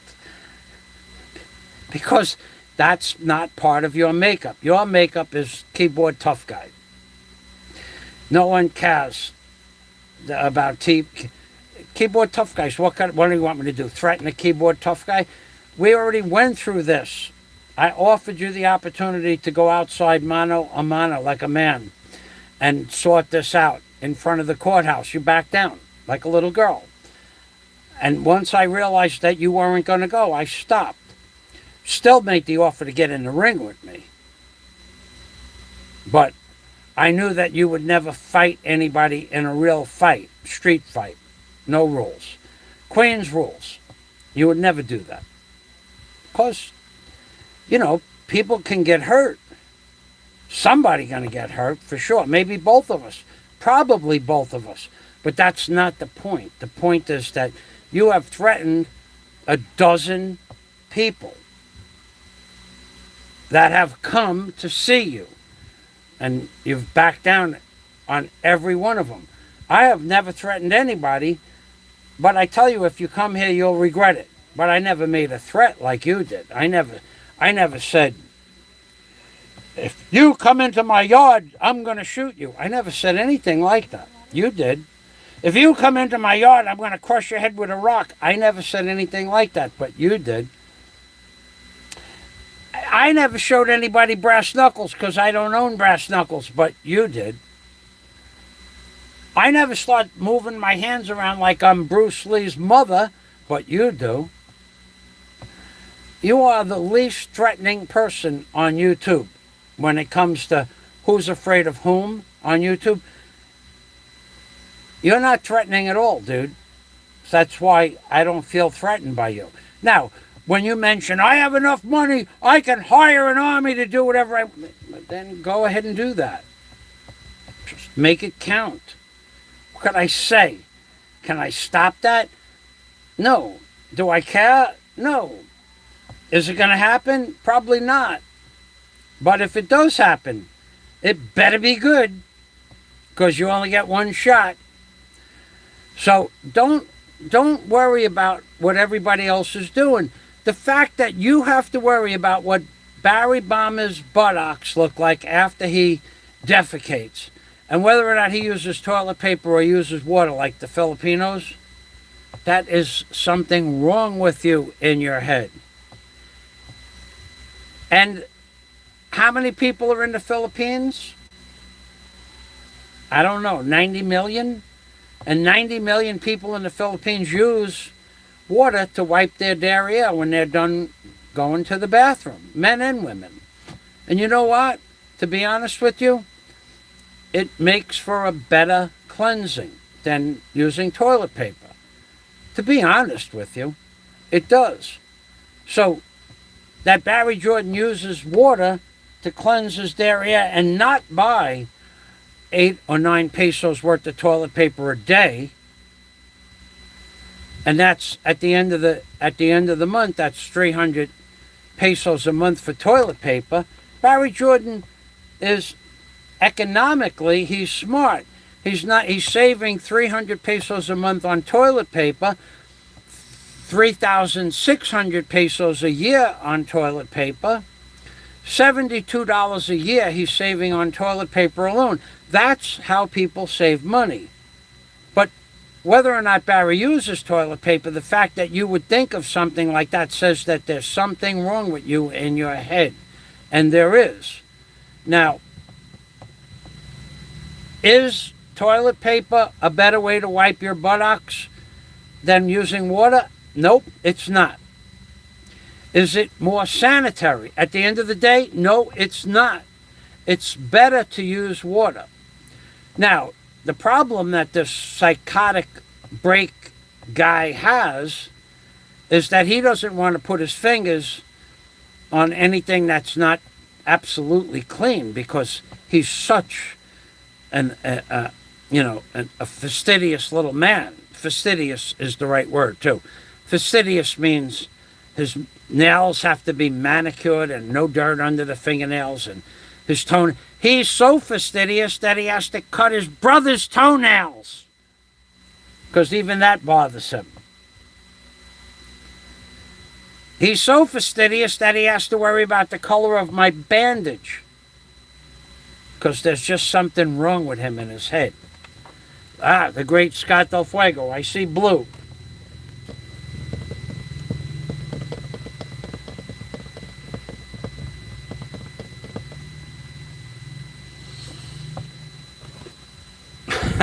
let me go up a little bit here. We have quite a few comments I missed.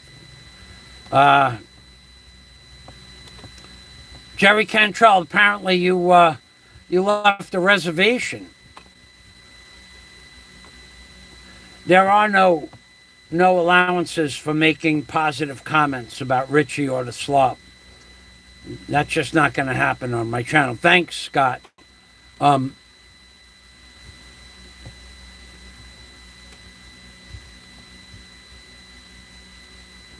Yeah, no, there was no accolades for Richie or the Slob on my channel. That's off limits. Scott Del Fuego says the concept of begging on YouTube. Okay, I read this one. I'll read it again. Scott Del Fuego says the concept of begging on YouTube is ludicrous. Beggars go to the mark and bother them on YouTube. Beggars go to the mark and bother them. So in other words, if I went over to Ed Lippitt's channel and begged money from him, which I never would. But that would be begging. I'm not begging. People come to my channel. In 5 years, I probably haven't left 100 comments on other people's channels. I left a comment on Big Head Larry's channel this morning that when he comes to Bohol, I wouldn't mind meeting him because I think it would be fun. But that was a perfectly Michael Fazio, Hoodwinked by an Angel, said, when you come to Bohol, don't forget to visit me. But not under a fictitious name and not a troll comment. Serious comment. But I don't leave troll comments on people's pages. I don't have troll accounts. So thanks, Scott. Scott also says on YouTube, you make an overt decision to go to someone's channel and listen. Don't like the message? Leave. Now, Flying Circus brings up the color of my bandage, which is yellow, because at the store in the ICM mall, cotton only comes in two colors, yellow and white. And white would get dirty too fast. Yellow leaves you a little bit of leeway. You brush up against something, you kneel down on something, brown and yellow, you can see it, but not so much. White gets dirty instantly. Scott Del Fuego. From the mafia influenced streets of Howard Beach to the tropics of Bohol, Philippines. So from the mafia influenced streets of Howard Beach to the tropics of Bohol, Philippines, period. Michael has lived more than 10 other men combined. This is a good book every stream. I could tell you stories that you've seen movies about. No. About the people that you've seen movies made about. Most of it's not true. In fact, most of the people in the movies were not the character that was portrayed in the movies. And some people were left out altogether. And there were many stories that were completely ignored because, why were those stories ignored? Let me tell you something. The FBI at the time, back in the 80s, was so bewildered by some of the stuff that was going on that they not only couldn't they get a grasp on what was going on, but they couldn't prove anything. And they couldn't apply guilt to any of the parties involved in many of the things that happened that made the front page of the papers. So they just left it out of the movie. Things that were way more important than some of the things in the movies were not put in the movies because they couldn't put a name or a crew to the event. But there are people that know the truth, but there were so many things that were left out, so many things that were not true about the movies they made. Now, I don't really care one way or the other whether they put it in or left it out. But I know things that are not in the movies that are true, and I can't repeat them. But you think that you're going to somehow stop me from moving forward with building a hotel? I don't think so. But if you think it, your prerogative. You can think whatever you want. But just remember what you said. Just remember what you said. I think he wants to check my stool. Maybe he has there are people with fetishes. He might have a fetish. I told you about some of the places that my Uncle Tanous had to deliver stuff down on the Lower West Side. Oh no, that's not a lie. Some of the things that I saw on the Lower West Side back in the 70s, it's just unbelievable, some of the stuff I saw. Scott, they want you broke, they want you dependent, and they want you worse than... That's true.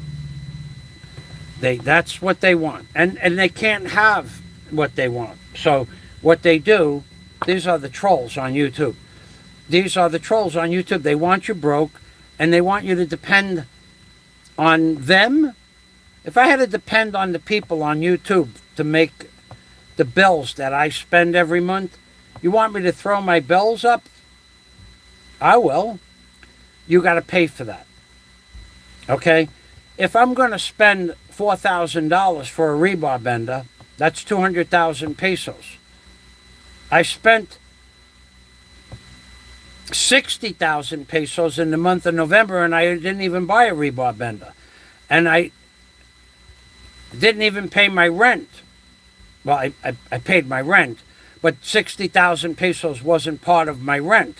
60,000 pesos is what I spent on living expenses, tools, and equipment. The rent is something else. The electric, my electric is paid until January or February. My glow bill's paid till January. My water bill's paid for a year and a half. Okay, so I don't count those bills. It's only what I took out of the bank in 10,000 peso increments. 60,000 pesos November, gone. I have a few thousand pesos left. And that did not include my rent. So you people, nobody in the Philippines spends, nobody living simply like myself spends more money than me.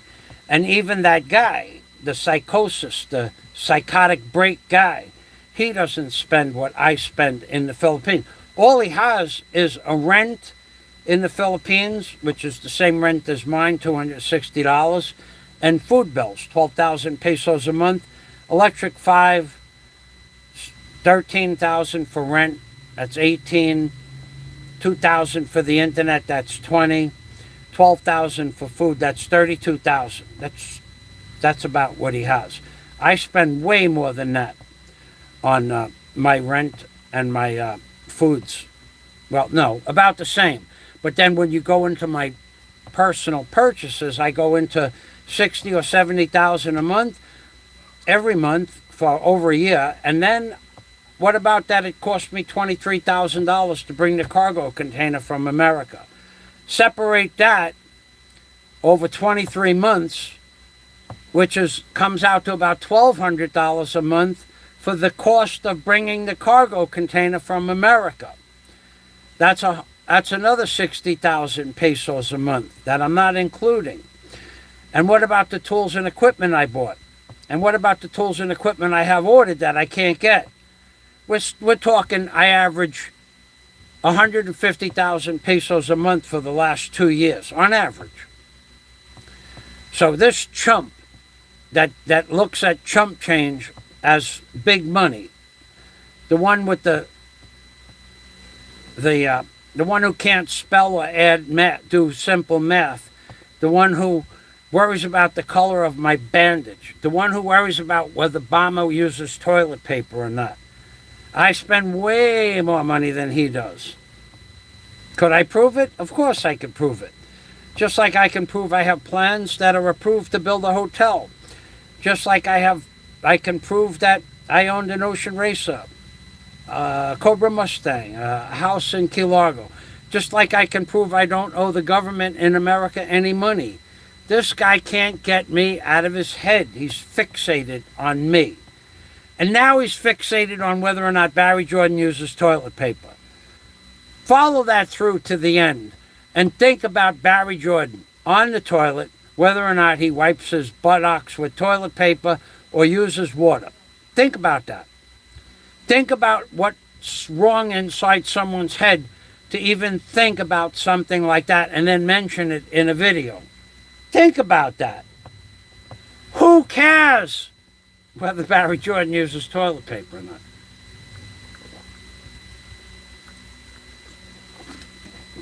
I would never, in 100 million years, ever think about something like that if I didn't make notes. Thank God I make notes. Passport. Wash versus schmear. That's a, flying circus, that's a great way to put it. Because You can wipe your buttocks with toilet paper 20 times and not get it as clean as 2 cabots of water. That's the truth. This isn't rocket science. This is the way it is. This is the real life.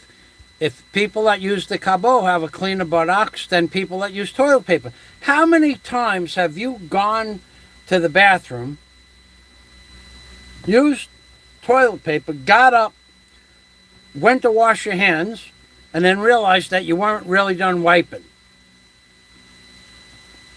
A lot. But when you use a cabot and you know how to use the cabot, I mean a professional cabot user, that boy is clean as a whistle. Now, don't get me started as to whether or not who's going to check. He might want to do that. I don't know about that. That's a Passport TV says the orange-headed fool is interested in stool. He's interested in anything that has to do with bodily fluids. That's true, Passport.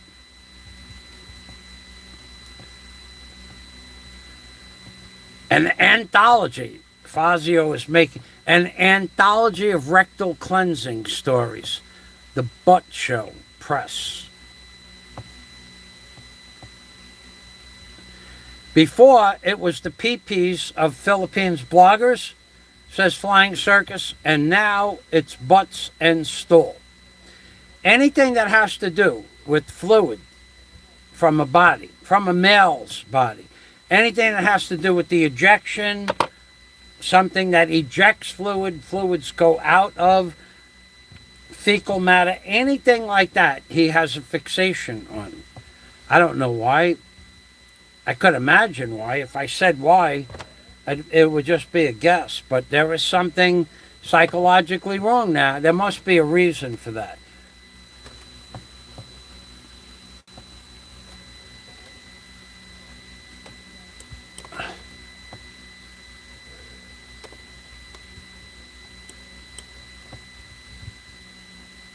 Inappropriate songs with, of course, children. That's true, says Passport TV.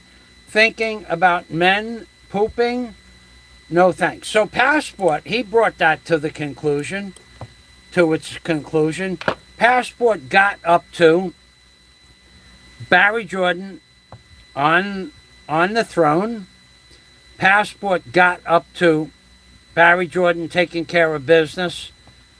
And then Passport let it go at that point. But the little fella, he has to bring it to the next level.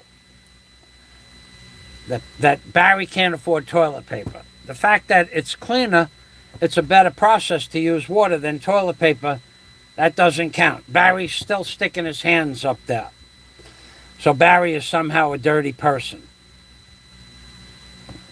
Dude, you have so many psychological problems. There are so many things wrong with you. And to think that you're going to bring all of this before a court of law and somehow prove it, you're a nutcase, dude. You called me outright insane. You are the zenith of something mentally and psychologically wrong with you. There are so many things wrong with you.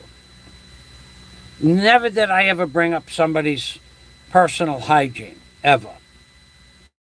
Never. If you've ever been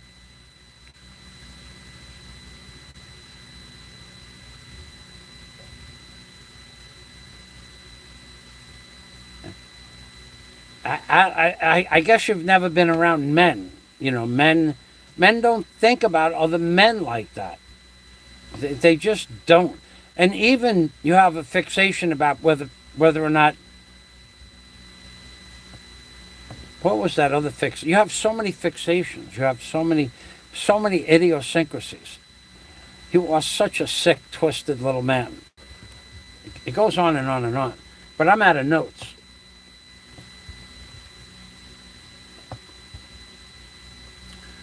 I don't know, Flying Circus. I don't know that. I don't know. he doesn't mention that. I wonder why he doesn't mention that. Why doesn't he mention that?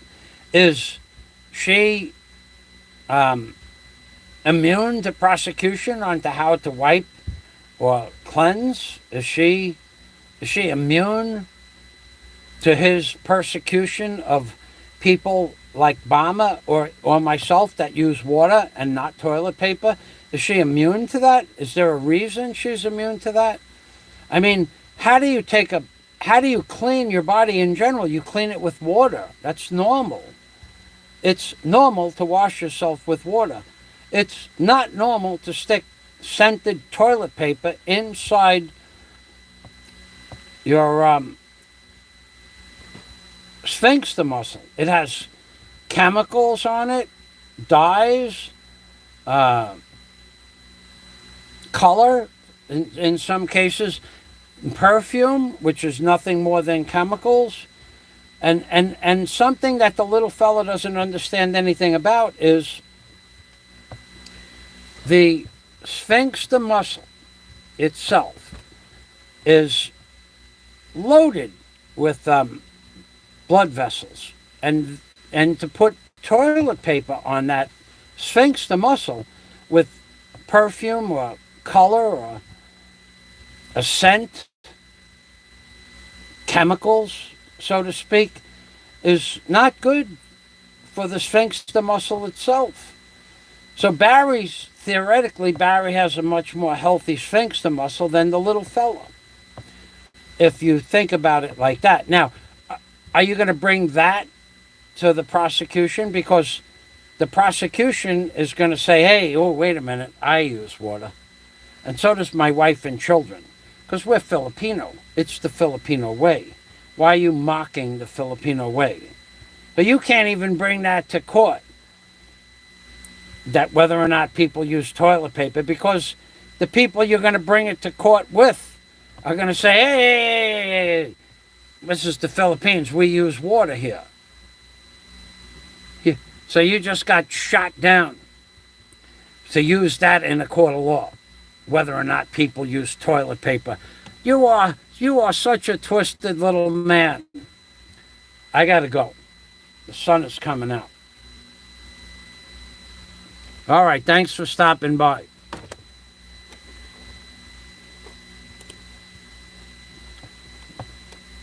Merry Christmas. Yeah. Oh, yeah.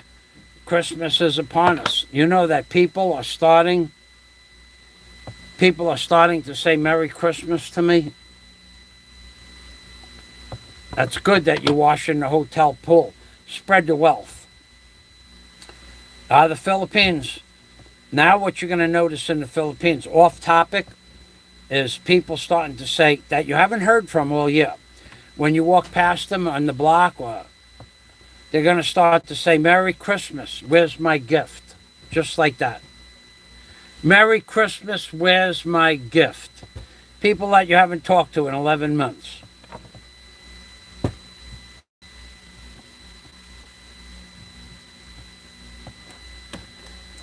Lying, crying, hiding, Hawaiian. Haven't heard from you in weeks. Thanks for stopping by. He thinks it's his cybercrimes office. That's cool how you put that in quotes. He thinks his cybercrime office will excuse all he says and does and get convictions against others for what they say or do. Well, because he doesn't show his face. No face, no case, remember? But that's not how it's going to work. So, flying circus, passport, lying, crying, Hawaiian, Scott Del Fuego, Ed Lippett, Jerry posting positive things about Flying Circus and Richie Buong with all the crap they have on their channel. Not allowed. I don't know why you did that, but I don't allow anybody to, they don't allow anybody to post on anything positive about me. So if you're upset about that, well, then so be it. Merry Christmas, Jerry. thank you for all your support in the past. And if I don't see you again, if you took it to heart or you got upset about it, not a problem for me. I don't let people on my channel advertise other people's channel at all. He doesn't. The little fella doesn't let other people advertise anybody else's channel. Barry doesn't. Barry doesn't even mention my name, no matter how many times I've assisted Barry in his needs and wants for YouTube view counts and subscribers. Barry has never once, ever, to my knowledge, ever said thank you. I don't care. But he's never, like, came to my channel and said thanks, Mike, or nothing like that. And I don't care whether he does or not. Barry is not anything that plays a significant part in my life. Except now he does, because now I had to make mention that Barry has become the talk of YouTube, whether he uses toilet paper or not. This is a big, this is a hot topic. And now take it to its fruition. Barry on the throne, taking care of business, and let your imagination run wild. That's pretty far out there, yeah? Yeah, it is. All right, thanks, Scott. Take care, all. Flying Circus, everybody. Anybody I missed, sorry about that. I said Ed Lippett, Mickey Mason, thank you. And that's as far up as I can go. I'm Big Permy from the Philippines, baby. And remember, I am Mr. Congeniality. I'm the nicest guy I know. I come with my own references. Ask me, I'll tell you. And of course, I'm Big Permy, which means take care always. From the Philippines, baby. That's right. Bye-bye for now.